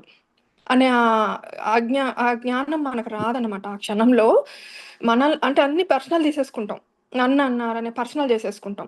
కానీ వాళ్ళేదో సిట్యుయేషన్ వాళ్ళు గో త్రూ అవుతున్నారు అనే అండర్‌స్టాండింగ్ మనకు రాదు. అంటే అది చానా జ్ఞానం తీసుకోవాలి, ధ్యానం జేయాలి. అప్పుడే ఆ అండర్‌స్టాండింగ్ వాళ్ళు ఏ అంటే ఒకసారి వెనక్కెళ్ళి వాళ్ళు ప్రేమగా ఉన్న క్షణాలు గుర్తు తెచ్చుకోవాలి. వాళ్ళలా ఎందుకున్నారంటే ఏదో something they are going through అనేది మనకర్థమవుతది.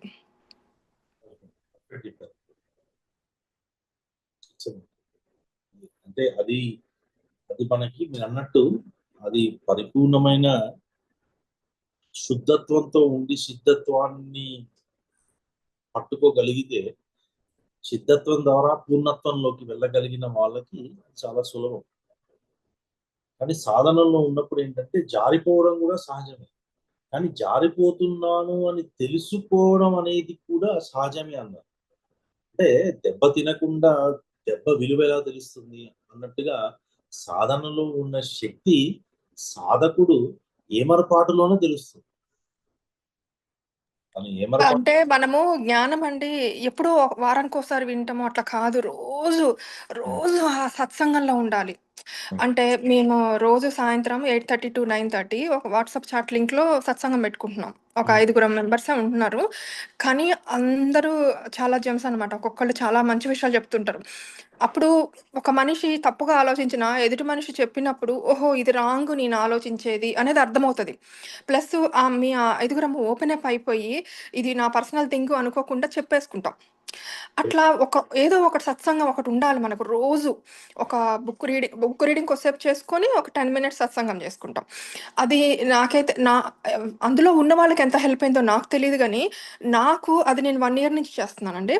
Book reading half an hour 20 minutes like that మిగతాది ఒక 20 మినిట్స్ సత్సంగం. నాలో చాలా ట్రాన్స్‌ఫర్మేషన్ వచ్చింది. నేను ఎవరికో చేస్తున్నాను అనుకున్నాను. కానీ అది నా కోసమే ఆ యూనివర్స్ నాకిచ్చింది అనేది నాకు ఇవాళ అర్థమవుతుందనమాట. ఇవాళ మార్నింగ్ లేవడంతోనే నాకు అర్థమైపోయింది. నువ్వు ఇన్ని చోట్ల అజ్ఞానంతో చేశావు. మీరు మీరు సెషన్ చెప్తుంటే నాకు లోపల ఇంట్రాస్పెక్షన్ ఒస్తుంది. ఇన్ని చోట్ల అజ్ఞానంతో చేశావు. అది నువ్వు సరి జేసుకో. అట్లా అంటే నాకు నేను చేసిందే చూపిస్తుందనమాట. ఎందుకు ఇలా చేస్తున్నావు, ఇలా చెయ్యకు. అంటే అపార్థం చేసుకుంటాము. మిస్‌అండర్‌స్టాండ్ చేసుకుంటాం ఈజీగా ఎదుటి వాళ్ళని మనం. మన ఫిల్టర్ ఏసుకొని చూస్తామనమాట. ఆ ఫిల్టర్‌లన్నీ పోయినప్పుడు మన మనసులోంచి ఆహ్, అందరూ దైవమే గదా! ఒక దైవాన్ని మనం విమర్శించకూడదు గదా! వాళ్ళెలా ఉన్నారో అలా యాక్సెప్ట్ చేయాలి. చేతనైతే ప్రేమ ఇవ్వాలి. చేతనైతే సేవ చేయాలి. ఇంకంతే మనం జేయగలిగేది. అంటే మీరు అన్నట్టుగా 2 స్థాయిల్లో జరగాలి. ఒకటి ఇప్పుడు మీరు అన్నట్టుగా ఇంట్రోస్పెక్షన్ ద్వారా మనం పైకెళ్ళి రావడము. ఇంకొకటి ఏంటి అంటే ఎలా అంటే ఇనుము అయస్కాంతంలా ఎలా అయితే ఉంటుందో అంటే ఆ బ్రాహ్మీ స్థితిని పొందాలి అన్న ఎరుకతోటి బ్రహ్మజ్ఞానమే సర్వజ్ఞానంగా ఉండేటట్టుగా ఉండడం. అంటే ఏంటంటే రెండవ పదార్థమే లేదు ఉన్నది ఏకం కదా అన్న స్థాయిలోనే ఉండడం. అంటే ఆ భావన ఎప్పుడు కూడా అక్కడి నుంచి కిందికి రాకుండా ఉండడం. అలా కూడా పొందొచ్చు. అలా కూడా పొందిన వాళ్ళు ఉన్నారు. సాధన తీవ్రతని బట్టి మనకి ఏది సరి అయినదో ఆ దాన్ని పట్టుకోవాలి. ఇప్పుడు అంటే ఇప్పుడు ఏంటంటే నింద, స్తుతి అన్నారు కదా! ఈ 2 ఉండకూడదు. నింద ఉండకూడదు, స్తుతి ఉండకూడదు. అంటే మనని మనం స్తుతి చేసుకోవడానికి అర్హత లేదు. మనని మనం నిందించుకోవడానికి అర్హత లేదు. అంటే మనని మనము అన్నప్పుడు మనతో పాటు అందరూ అని అర్థం. అంటే ఉన్నది అంటే ఒకటే కదా పదార్థం ఉన్నది. ఇప్పుడు ఆ భావనతో కూడా దాన్ని సునిశ్చితం చేసుకోవచ్చు. అది కూడా చెప్పారు. మనకి వేదాంతంలో చాలా విశేషంగా వాటి గురించి అంటే లోపలికెళ్ళినప్పుడు ఏకమేవ అద్వితీయం సర్వం కలివిదం బ్రహ్మ అనే అనుభవం నీకు మహావాక్యం ఎలా నీకు ఆ అనుభవంలోకి వస్తుంది, విచారణలో నువ్వు ఉన్నప్పుడు దాన్ని ఎలా నువ్వు దాన్ని పట్టుకోవాలి అని కూడా చాలా విశేషంగా అందించారు. కొంతమంది ఆ ప్రయత్నం కూడా చేస్తున్నారు. మన దాంట్లో కూడా ఉన్నారు చాలా మంది చేసేవారు. సో అది కూడా మంచిదే. అప్పుడు ఏమవుతుంది అంటే ఎదుటివాడు చెప్తున్నాడా, ఎదుటివాడు చెప్పటం లేదా అనే దృష్టి ఉండదు. ఎదుటివాడు అనేవాడు ఒకడు ఉంటే కదా ఆ దృష్టి వచ్చేది. ఉన్నది ఒకటే బ్రహ్మము అన్న చింతనతోటి మనం చూస్తుంటే ఆ దృష్టితో చూస్తుంటే ఇంకా అనడానికి కూడా ఏమీ లేదు, వినడమే. సాక్షిగా ఉండడం అంతే. అక్కడ సాక్షి, ఇక్కడ సాక్షి. సో అది కూడా ఒక సాధనే. ఇప్పుడు మీరు చెప్పింది ఇంకొక రకంగా ఏమిటంటే ఈ స్టెప్ బై స్టెప్ ప్రాసెస్ లో మెల్లిగా ఇంట్రోస్పెక్షన్ ద్వారా ఈ రోజు మనం అంటే కర్మలో నుంచి అకర్మకు రావాలి. జ్ఞానికి అకర్మ సహజం అన్నారు, అజ్ఞానికి కర్మ సహజం అన్నారు. సో మరి జ్ఞానికి అకర్మ సహజము అన్నారంటే జ్ఞానికి నేను చేస్తున్నానన్న భావన పోయింది కాబట్టి వాడికి అకర్మ సహజము అన్నారు. మనకి అకర్మ సహజం కాదు. సహజం ఏమిటి? కర్మే. అంటే కర్మ అంటే బంధంతో చేస్తున్నాం అంతే. పుణ్య పాపాలను అడ్డు పెట్టుకుని చేస్తున్నాం. చేసుకునేటప్పుడు ఎక్కడ నేను మారాలి అనేటప్పటికీ మనకి ఎక్కడ అడ్డుపడుతుందంటే సాధనలోకి వచ్చేటప్పటికి అడ్డుపడుతుంది, ఆచరణలో పోతుంది. మేజర్ పర్సంటేజ్ ఎక్కడ పోతుందంటే ఆచరణలో పోతుంది. ఎందుకంటే ఆచరణ వచ్చేటప్పటికి సూక్ష్మ బుద్ధి కావాలి. సూక్ష్మ బుద్ధి ఉంటే కానీ ఆచరణలోకి తీసుకోవాలి. బాగా విషయాన్ని జీర్ణం చేయాలి. జీర్ణం చేసిన దాన్ని బాగా వినంగా జీర్ణం అవుతుంది. అది అయిన దాంట్లో ఆ 0.1% ఆచరణలోకి తెచ్చినప్పుడు అప్పుడు సూక్ష్మ బుద్ధి పనిచేస్తుంది. ఇప్పుడు ఈ సూక్ష్మ బుద్ధి మనకి ఎప్పుడు ఉండాలి, అదే ఎరుక. అక్కడ మనకి కొంచెం సాధన అవసరం. సాధన అంటే మన లోపలికి వెళ్ళి కొంచెం శక్తిని సంపాదించుకోవడం కానీ, లేకపోతే ఎక్కడ నేను ప్రకంపన శక్తిని బాగా నాకు అంటే వదిలించుకోకుండా ఎలా నేను కాపాడుకోవాలి అన్న విషయం కానీ, చాలా మంది అంటారు నా ఆరాన్ని ప్రొటెక్ట్ చేసుకోవాలి, లేకపోతే నా ఎనర్జీస్ ని వేస్ట్ చేసుకోకూడదు. ఇవన్నీ ఎక్కడికి ఉపయోగపడతాయి అంటే ఇక్కడ ఉపయోగం. వాళ్ళు అన్న మాట ఉద్దేశం వేరైనా గమ్యం ఇదే. ఎవరికైనా గమ్యం ఇదే, ఇక్కడికి వచ్చి ఆగాల్సిందే. మరి అంటే మనకి ఎలా ఉంటుందంటే అంటే వస్తువుల మీద కానీ ప్రపంచం మీద కానీ ఎంత ప్రేమ ఉంటుంది అన్నారంటే నీ శరీరము నీకు సహకరించకుండా నీ శరీరము నీకు ఎన్ని స్థాయిల్లో నీకు అంటే ఇండికేషన్ ఇవ్వాలో, వార్నింగ్స్ ఇవ్వాలో ఇచ్చినా సరే నీ శరీరాన్ని పట్టించుకోకుండా నువ్వు ప్రాపంచిక విషయాల మీద జరుగుతున్నావు అంటే నీ భోగ లక్షణం ఏ స్థాయిలో ఉంది ఆలోచించు అన్నారు. అని మనం ఆలోచించాం. అందుకే దాన్ని అక్కడ దాకా వెళ్ళి ఆపకుండా శాస్త్రం దానికి భోగ లాలస అని. భోగ లాలస. ఈ భోగ లాలస వల్ల కదా మనం తిరుక్కుంటున్నాం. భోగము రోగం అవుతుంది, మనందరికీ తెలుసు. యోగము మోక్షం వైపు వెళ్తూ ఉంటే యోగము యొక్క గమ్యము మోక్షం అయితే భోగము యొక్క గమ్యము రోగము. మరి భోగము యొక్క గమ్యము రోగమైనప్పుడు మరి నేను భోగాన్ని ఎందుకు కోరుకుంటున్నాను? ప్రశ్న వేయబుద్ధి కాదు. అది వెయ్యాలంటే సాధన ఉంటే కానీ వేయదు.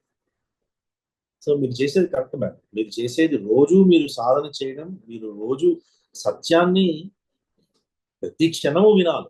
కానీ ప్రతి క్షణం కుదరకపోయినా రోజు వినడం అనేది చాలా ఇంపార్టెంట్. దానితో పాటు సాధన కూడా జరగదు. ఈక్వల్ అమౌంట్ ఆఫ్ సాధన. శోధనతో పాటు సాధన జరగాలి. ఈ రెండిటి సమాహారంతోనే జ్ఞానంలో నిలబడగలదు. Good job. బాగుంది. Very nice. Thanks for sharing. Anyone else? Anil garu, చెప్పండి. ఆత్మ ప్రణామాలండి మీకు. నేను చాలా బాగుంది, చాలా బాగుంది అనే మాట సింపుల్ అవుతుందేమో కానీ అది ఇన్వాల్యూ అంటే నిజంగా భాష కందనే భావం అండి. అంత చాలా మనుషులకి మీరు అన్నట్టు ఇదే అల్టిమేట్. ఇందాక మణి గారు చెప్పారు 8:30 సెషన్లో మేము ఉంటామని. అందులో నేను ఉన్నాను. మణి గారు థ్యాంక్ యూ అండి. నిజంగా అనిల్ గారు, ఇది నాకు తెలియదండి. నేను ఇది లింక్ పెట్టారు మాకు గ్రూప్లో. సో నేను అటెండ్ అయినప్పటికీ ఆల్రెడీ స్టార్ట్ అయిపోయింది. నిజంగా ఎవ్రీడే మన శరీరానికి ఈ ఫుడ్ ఆహారం ఎలాగో మన ఆత్మ పరిణితికి ఉన్న స్థానం నుంచి ఉన్నత స్థానానికి వెళ్ళటానికి ప్రతిరోజు ఏ రకంగా ఒక రకంగా కాదండి. ఇప్పుడు మనం శరీరానికి రకరకాల రుచులు అందించాలని మనం ఎలా అనుకుంటామో అట్లాగే ఆత్మ పరిణితికి అది స్వాధ్యాయం అనండి, మెడిటేషన్ అనండి, లేకపోతే సజ్జన సాంగత్యం అనండి, బుక్ రీడింగ్ అనండి, పాటలు, ఏదన్నా అన్ని రకాలుగా కూడా అవసరమేనండి. మీరు చెప్పింది ఇది ఎంత విశ్లేషణ అంటే ఎంత ఇన్డెప్త్ ఉందంటే చాలా డెప్త్ ఉందండి. నిజంగా మీకు నా ధన్యవాదాలండి. ఆత్మ ప్రణామాలు. అసలు ప్రతి శనివారం ఉంటుందా లేకపోతే ఏ టైంలో ఉంటుందో I'm happy, very eager to know అండి. So that I will be able to attend. Thank you madam. Thank you. ఇది ఎవ్రీ వీక్ మేడం ఈ టైంకే ఉంటుంది. ఎవ్రీ వీకెండ్ తెలుగు సెషన్ గా చేస్తున్నాం అన్నమాట. చేసి ఇక్కడ ఈ టైంకే ఉంటుంది. 7:30 US టైంకి ఒక 20 నిమిషాలు 30 నిమిషాలు మెడిటేషన్ చేసి then will do the session ఒక 1 అవర్ 9:30. అంటే మమ్మల్ని ఉద్ధరించడానికి వచ్చినట్టుగా అనిపిస్తుందండి నాకు. లేదండి, ఎందుకంటే ప్రతి నీటి బొట్టు ఎలా అవసరం అవుతుందో ఎండమావుల్లో ఉన్న వాళ్ళకి, అట్లాగే అప్పుడు మేము నిజంగా వీఆర్ సో బ్లెస్డ్ అండి. నాకు ఈరోజు అట్లా క్లాస్ అటెండ్ అవ్వడం చాలా అదృష్టంగా భావిస్తున్నాను. అదండి. అనిల్ గారు, ఒక క్వశ్చన్.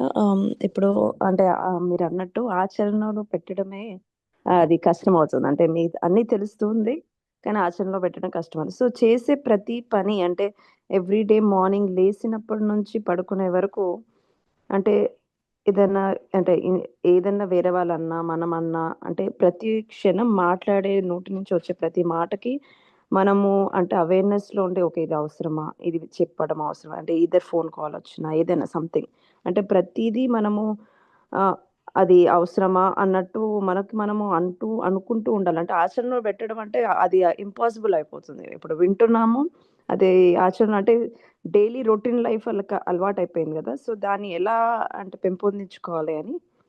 ఏంటంటే ఇప్పుడు మనకి ఈరోజు మీకు ఒక చిన్న ఎగ్జాంపుల్ గా కర్మ ఎలా చెయ్యాలి అని శాస్త్రం చెప్పింది. మనం కర్మ ఎలా చేసుకుంటున్నాము అని మనం విశ్లేషించుకున్నాం. ఇప్పుడు నేను ఎలా ఉండాలో ఐడియల్ గా అలా ఉండాలి. ఎలా ఉండాలో అలా ఉంటేనే కదా నాకు ఆ స్థితి వచ్చింది. ఎలా పడితే అలా ఉంటే రాదు. సో ఇప్పుడు ఎలా ఉండాలో నాకు తెలిసింది కాబట్టి మన ప్రయత్నం ఏంటంటే ఇక మీద చేసే పనిలో అలా ఉండడానికి ప్రయత్నించాలి. అంటే ప్రతి సెకండ్ ఆలోచిస్తూ ఉండాలి. అంటే మనము ఒక మాట చేసిన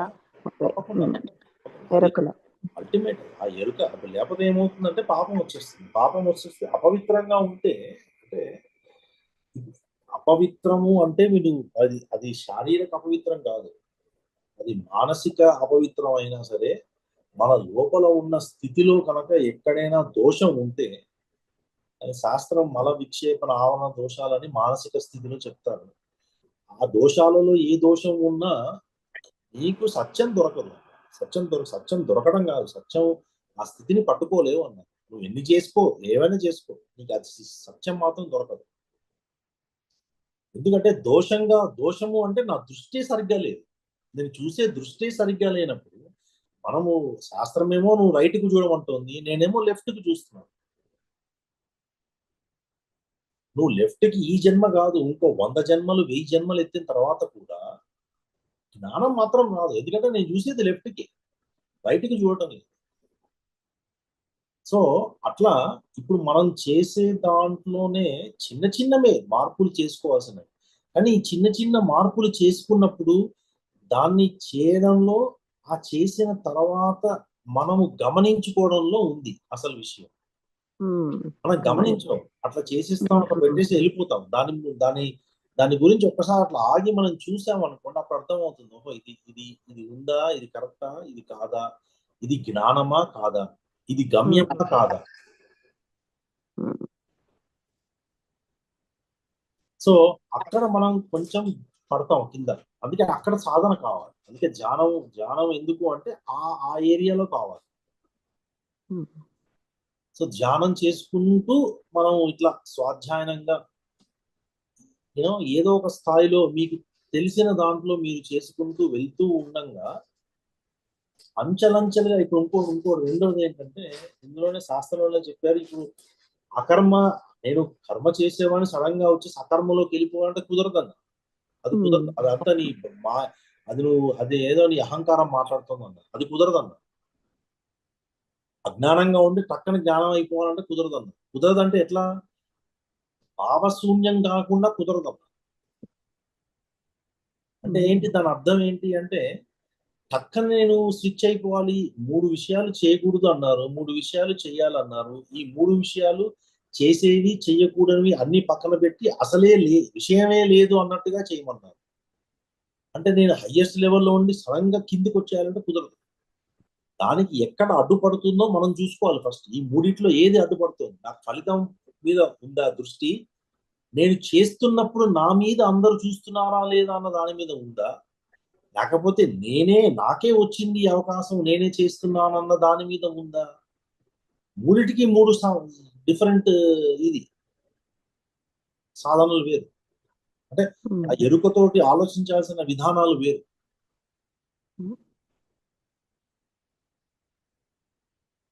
అట్లా. థ్యాంక్ యూ అండి.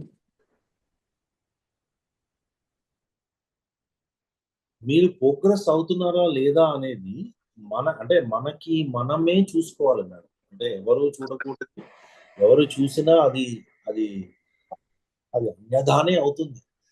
అది ఎందుకంటే ఒకరి గురించి ఒకరు చెప్పడం అనేది ఉండదు అక్కడ.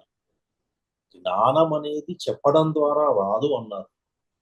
నీకు శాంతి ఆనందం నీకు లోపల లేకుండా నువ్వు వేరేవాడికి శాంతి ఆనందం ఎలా ఇవ్వగలుగుతావు, అది కుదిరే పనే కాదు కదా. నీ దగ్గర 10 రూపాయలు ఉన్నాయనుకోండి, నువ్వు 1 రూపాయి ఇవ్వగలుగుతావు. నీ దగ్గర 10 రూపాయలు కూడా లేక నీ రూపాయే లేదు, ఏమి ఇవ్వగలుగుతావు. సో నీ లోపల నీకు ఆ అనుభవం ఉంటే నువ్వు దాన్ని పంచడానికి ముందుకు రాగలిగితే అది అందుకునేవాడు అందుకుంటాడు. ఎందుకంటే ఆ స్థాయిని పొందిన వాడు ఉంటాడు కాబట్టి వాడు అందుకుంటాడు. సో జ్ఞానము విషయానికి వచ్చేటప్పటికి, జ్ఞానము చెప్పడమా జ్ఞానము తెచ్చుకోవడమా అంటే తెచ్చుకోవడమే అన్నారు. నువ్వు జ్ఞాని అవ్వడమే ఇంపార్టెంట్ అంటారు, నువ్వు జ్ఞాని చెప్పడం కంటే. జ్ఞానం నువ్వు ఫస్ట్ నీకు అనుభవంలోకి రావాలి, నువ్వు వెళ్ళాలి శూన్యంలోకి, నీకు అనుభవంలోకి వెళ్ళి నీకు అక్కడ శాంతి ఆనందం ఎలా ఉంటాయి, దాన్ని అట్లీస్ట్ కనీసం ఒక స్థాయిలో అయినా నీకు అవగాహన ఉంటే నువ్వు దాన్ని అందించగలుగుతావు. ఎందుకు మనం ఏం చేస్తాం, అందుకనే మనం ఏం చేస్తామంటే, ఇప్పుడు ఆ శాంతి ఆనందం అందించడం కోసమే కదా మనం ఇక్కడ క్లాస్ పెట్టుకున్నది. మనకి పూర్ణంగా లేకపోయినా, పత్రికారు లేరు, పత్రికారు లేరంటే పూర్ణంగా మనకి లేదు. పూర్ణంగా లేకపోయినా మన స్థాయిలో మనం సాధన చేసుకుంటూ మనకు వచ్చిన అనుభవాన్ని 10 మందితో పంచుకుంటూ తదనుగుణంగా గురువుని అనుసంధానం చేసుకుంటూ, ఎవరైతే దీన్ని పొంది ఉన్నారో వారిని అనుసంధానం చేసుకుంటూ వారి మార్గదర్శకంలో ముందుకు నడుస్తారు. అలా కాకుండా జస్ట్ మనం వినడంలోనే అయిపోయింది అనుకోండి, ఇంకెప్పుడు తెలుసుకుంటేది, ఎప్పుడు మననం చేసేది, ఎప్పుడు దాన్ని జీర్ణం అయ్యేది, అది నిధిధ్యాసనలోకి ఎప్పుడు వచ్చేది, సాక్షాత్కారం ఎప్పుడు అయ్యేది, యూనో. నాకు డౌట్ రావటం లేదు. నేను వింటున్నాను, రోజు మీరు చెప్తున్నారు క్లాస్, నేను వింటున్నాను అనుకోండి, నాకు ఒక్క డౌట్ కూడా రావటం లేదు. అంటే ఏమిటి అర్థం? జీర్ణించుకోవట్లేదు. ఆ? మననం జరగటం లేదు, శ్రవణం జరుగుతోంది, మననం లేదు. మననము అంటే ఆ తెలుసుకున్న విషయాన్ని మీ వంతుగా మీకు ఎంత అర్థమైంది అన్న ఆలోచన, అంటే దాని మీద మీరు దృష్టి పెట్టి, అరే ఇందులో ఇలా ఉంది, అందులో అలా చెప్పారే, అక్కడ అట్లా చెప్పారే అంటే మీ యొక్క సాధన లేదు. విన్నారు కరెక్ట్, ఇప్పుడు ఈ క్లాస్ అయింది, విన్నారు, బయటికి వెళ్ళారు, వెళ్ళిన తర్వాత మీరు ఏదో పని చేసుకుంటున్నారు, సడన్ గా ఇది క్లాస్ జరిగింది గుర్తొచ్చింది, అక్కడ మననం జరిగింది. మననం జరగగానే ఏమవ్వాలి? డౌట్ రావాలి. డౌట్ క్లారిఫై అవుతేనే నిధిధ్యాసనంలోకి రాగలుగుతారు. డౌట్ క్లారిఫై కాకుండా నిధిధ్యాసనం కుదరదు. నిధిధ్యాసనం కుదరాలి అంటే, మెడిటేషన్ మీకు కుదరాలి అంటే, మీ బేసిక్ డౌట్స్ క్లియర్ అవ్వాలి, క్రిస్టల్ క్లియర్ గా ఉండాలి. చాలా ఇంపార్టెంట్. సో మననం అనేది most important. Whatever you are hearing, you are creating a version of your మననం.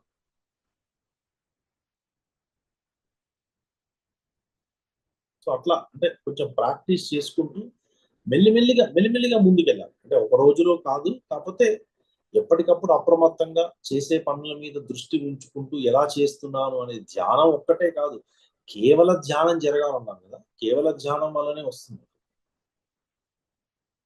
సో అట్లా చేసుకుంటూ వెళ్తే will progress well.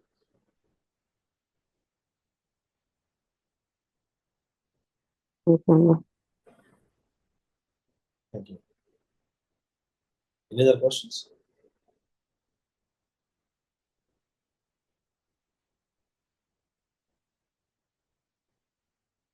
All right. No further questions? Sorry, ఒక క్వశ్చన్ చెప్పండి ప్లీజ్.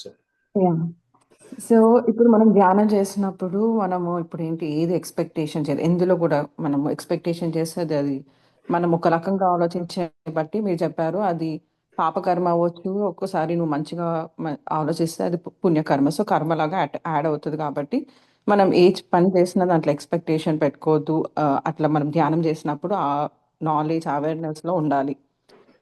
బట్ ఇప్పుడు మన దగ్గర నుంచి ఎక్స్పెక్టేషన్స్ చేస్తారు కదా, సో వాళ్ళకి మనము ఎక్స్పెక్టేషన్ చేసి మనకి వచ్చే నెగిటివ్ అంటే ఎఫెక్ట్ వల్ల మనం దానికి ఎట్లా రియాక్ట్ అవ్వాలి? అంటే ఏంటంటే మేడం, ఫస్ట్ ఆఫ్ ఆల్ జ్ఞానము కానీ సాధన కానీ ఏది ఇప్పుడు మనం మాట్లాడిన ఏ విషయాలు కానీ మన ద్వారా నడుస్తాయి. వేరే వాడి నుంచి మనకి రాదు, మన నుంచే వెళ్తుంది. ధర్మం ఎప్పుడు కూడా మన నుంచే వెళ్ళాలి.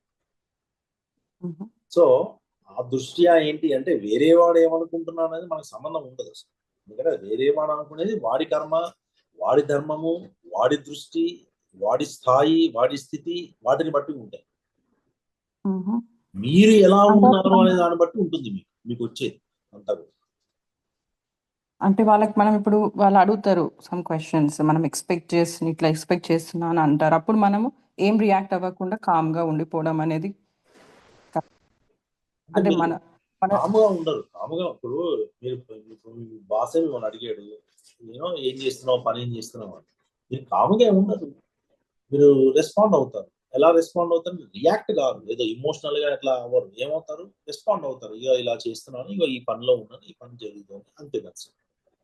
కానీ మీ లోపల ఇది అంతా కూడా లోపల మేడం, బయట కాదు. లోపల ఎలా ఉంటారు అంటే, ఆ కర్తృత్వము లేదు, ఆ భోక్తృత్వము లేదు. ఆ రిజల్ట్ నాకు ఇలా రావాలని లేదు, రిజల్ట్ రావడం కోసం వస్తే నేను ఇలా దాన్ని అనుభవించాలి అన్న దృష్టి కూడా మీకు లేదు. ఎందుకు చేస్తున్నావు మరి కర్మ? వచ్చింది చేస్తున్నావు, అంతే. ఉంది, it's part of my system, నడుస్తుంది అంతే, సాక్షిగా. అంటే అట్లాంటి ఎక్స్పెక్టేషన్ గురించి చెప్పట్లేదు, లైక్ వేరే కైండ్ ఆఫ్ ఎక్స్పెక్టేషన్స్, లైక్ నువ్వు నా గురించి ఆలోచించాలి, నువ్వు ఇది చేయాలి, నువ్వు అట్లా చేయాలి, నువ్వు ఇట్లా ఉండాలి, అట్లాంటి ఎక్స్పెక్టేషన్ నేను అలా చెయ్యట్లేదు కాబట్టి, నేను అలా ఆలోచించట్లేదు కాబట్టి, నాకు అలాంటి క్వెషన్స్ వచ్చినప్పుడు నేను ఎట్లా రియాక్ట్ అవ్వాలి? సో ఇప్పుడు ఏంటంటే మేడం, అజ్ఞానంలో ఉన్నవాళ్ళు పలు రకాలు మాట్లాడతారు. ఇప్పుడు అజ్ఞానంలో ఉన్న వాళ్ళు పలు రకాలుగా మాట్లాడాలని మనం అజ్ఞానంలో దిగుతామా, లేకపోతే మనం జ్ఞానంలో ఉండి దాన్ని సరిగా చెప్తామా, సరి చేస్తామా? ఏది రైట్ ఇక్కడ? జ్ఞానంలో ఉండి సరి చేయడం. అంతే కదా. అంటే మన స్థాయి ఎప్పుడు దిగజారిపోకూడదు. మన స్థాయి ఎప్పుడు ఉండాలి, చెప్పేంత స్థాయిలో చెప్పాలి. ఇప్పుడు వినడానికి కూడా ఓపిక లేని వాళ్ళు ఉన్నారు అనుకోండి, వదిలేయాలి. అదంతే, ఇంకేం చేయలేము. ఓకే. సో ఏమవుతుందంటే, ఇప్పుడు అందరినీ సాటిస్ఫై చేయడం అనేది కుదరదు. ఎందులో కుదరదు. ఎందుకంటే ద్వంద్వాలతో కూడిన ప్రపంచంలో నేను ఒకదాన్నే పట్టుకుంటానంటే మనం ఇంకో దాని సంగతి ఏమిటి? వస్తాయి అవి వచ్చినా చెలించకుండా మనం ఉండాలి. మన స్థాయి కానీ మన స్థితి కానీ ఎప్పుడు జారిపోదు. అలా ఉండగలగాలి. మోర్ సాధన చేయాలి నేను. సాధన ప్లస్ కూడా నేను కాదు. చెలించిపోయి అదేమైతుందంటే, ఇప్పుడు నేను అబ్జర్వింగ్ ఇప్పుడు 1 month లో నేను స్టార్టింగ్ ఇట్లా కూర్చోగానే I was going inside. ఇప్పుడు ఒక ఫ్యూ డేస్ నుంచి నేను కనెక్ట్ అవ్వట్లేదు అంటే నాకు అర్థం అవ్వట్లేదు ఏమైతుంది అసలు. అంటే నేను స్టార్టింగ్ లో ఉన్న దానికంటే ఇప్పుడు నేను తగ్గిపోయినానా ఏంటి అనేది నాకు కొంచెం ఫీలింగ్ వస్తుంది. సో అదే, సో నేను ఇంకా ఎక్కువ చేయాలనుకుంటా. బిఫోర్ ఒక పొజిషన్ ఉన్నదాన్ని ఇంకా తగ్గిపోయినట్టు అనిపిస్తుంది. అంటే మీకు లోపల ఎనర్జీస్ పరంగా అలా అనిపిస్తుంది అంటే అది మీకు సాధనకి సంబంధించింది. అంటే ధ్యానం తగ్గినప్పుడు అలా అనిపిస్తుంది జనరల్గా. అది పెంచుకోండి. కాకపోతే ఈ వాదోపవాదాలు అనేవి ఏంటి అంటే అవి సహజశీలంగా ఉంటాయి. కానీ అందులో కూడా మీరు సమత్వాన్ని ఉండాలి. ఎందుకంటే when you know the end to end, there is no point in reacting in between third level, fourth level. ఏం ఉండదు అక్కడ. అంతా అన్నప్పుడు ఇంక అంతగా ఉండదు. అంతే. థ్యాంక్ యూ అండి. ఈ క్వశ్చన్ ఎందుకు వచ్చిందంటే, ఇప్పుడు నా కనెక్టివిటీ లెవెల్, నా మెడిటేషన్ది కొంచెం తగ్గితే దానివల్ల ఏమైనా డిస్టర్బెన్సెస్ వల్ల నాకు అట్లా అయిందా అని. అంటే ఎరుక తగ్గుతుంది. ధ్యానం తగ్గింది అంటే ఎరుక తగ్గుతుంది. ఎరుక తగ్గింది అంటే ఏమవుతుంది అంటే ఆ మూమెంట్ లో your decision May Flutter. yes, it is possible. శక్తి తగ్గితే it is possible. అంటే నా క్వశ్చన్ ఏంటంటే, ఇప్పుడు నేను కూర్చోగానే కనెక్ట్ అయ్యేదాన్ని, ఇప్పుడు నాకు ఇట్స్ టేకింగ్ టైం. అంటే ఇనిషియల్ గా కూడా నేను ఇప్పుడు స్టార్ట్ చేసిందే 1 month కదా. సో 1 month నేను బిగినింగ్ నుంచి కూడా I was able to concentrate.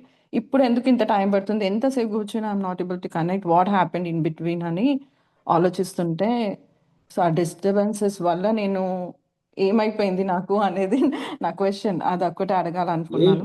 ఏంటంటే మేడం, మీరు ధ్యానంలో కూర్చున్నప్పుడు మీరు గమనించవలసింది ఒక్కటే, శ్వాసతో ఉండగలుగుతున్నానా లేదా. స్థితి గురించి మర్చిపోండి. ఎందుకంటే స్థితి జరగాలి, స్థితి మీకు రావాలి. స్థితిని మీరు పట్టుకున్నారు అంటే ఇప్పుడు రైట్ నౌ మీ అహంకారం మాట్లాడతామని అర్థం.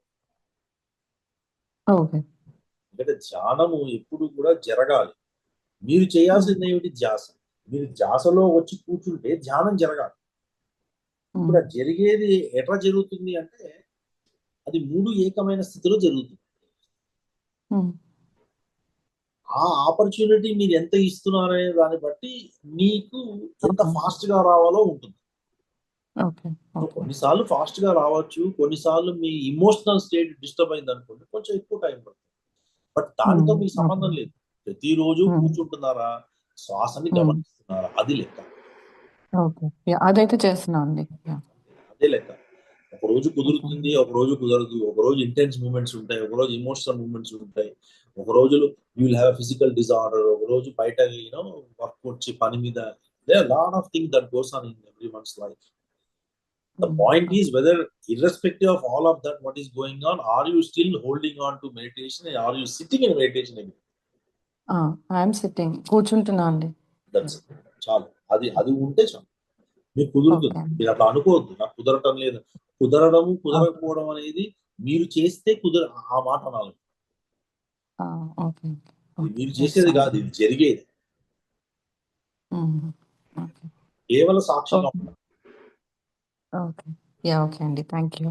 Thanks Anil garu. Thank you.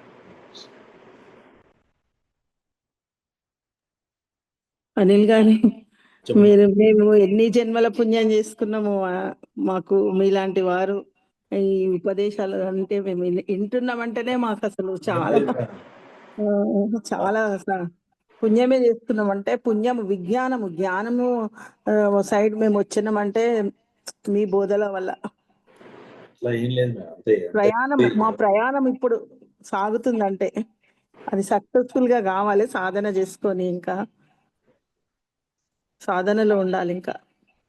అంతే మేడం. సాధన అంతే. మనందరం కూడా we're all sailing in same boat. అందరం హాయిగా కలిసి చేసుకుంటూ మెల్లిమెల్లిగా అంచెలంచెలు ఎదుగుతూ మనకి గురువులు ఇచ్చిన విషయాల్ని, శాస్త్రాలు ఇచ్చిన విషయాన్ని ఎప్పుడూ కూడా మనపులో పెట్టుకోకూడదు. ఒకటి మనం కోరుకోవాలి. ఎన్నడూ కూడా అశాస్త్రీయమైన పనులు చేయడానికి ఇష్టపడకూడదు. రెండవది గురువుని ఎన్నడూ కూడా విస్మరించకూడదు. ఇప్పుడు పెట్టుకోవాలి. ఇప్పుడు వారి ఆదర్శం మనల్ని ముందుకు నడిపిస్తుంది. వారే కాంతి. మన జీవితాల్లో ఎవరు కాంతి అంటే మన గురువులే. మనని ఆదర్శంగా ముందుకు నడిపించడానికి ఏది మార్గం అవుతుంది అంటే ఆ మార్గం శాస్త్రం. ఆ రెండు ఉన్నంత వరకు మన రెండు కళ్ళు ఉన్నట్టే. ఇంకా మనకి ఎవరు అక్కర్లేదు. హాయిగా వెళ్ళిపోవచ్చు. అందరం we're sailing in same boat. Thank you Anil garu. Thank you madam.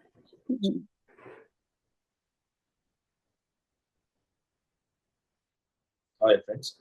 No questions. Then మనం ఇంకా ఈరోజు ఈ సెషన్ ఇక్కడితో క్షమించి మళ్ళీ వచ్చే వారం టేకప్ వన్ అదర్ టాపిక్. కర్మ సిద్ధాంతం గురించి కొంచెం అకర్మ మాట్లాడాం కాబట్టి వికర్మ గురించి కూడా మాట్లాడాం. సకర్మ, వికర్మ, అకర్మ. సకర్మ గురించి మాట్లాడాం. వికర్మ గురించి కొంచెం మాట్లాడాం. నెక్స్ట్ టైం మాట్లాడినప్పుడు కొంచెం కర్మలో ఉన్న 12 ఆదర్శ సూత్రాలు ఎలా కర్మని ప్రేరేపిస్తాయి, అవి తెలుసుకోవడం వల్ల కర్మ జ్ఞానంగా ఎలా మారుతుంది అనేది కూడా ఒక స్థాయిలో చూద్దాం. ఎలా చెప్తారు. Thank you masters. Thank you.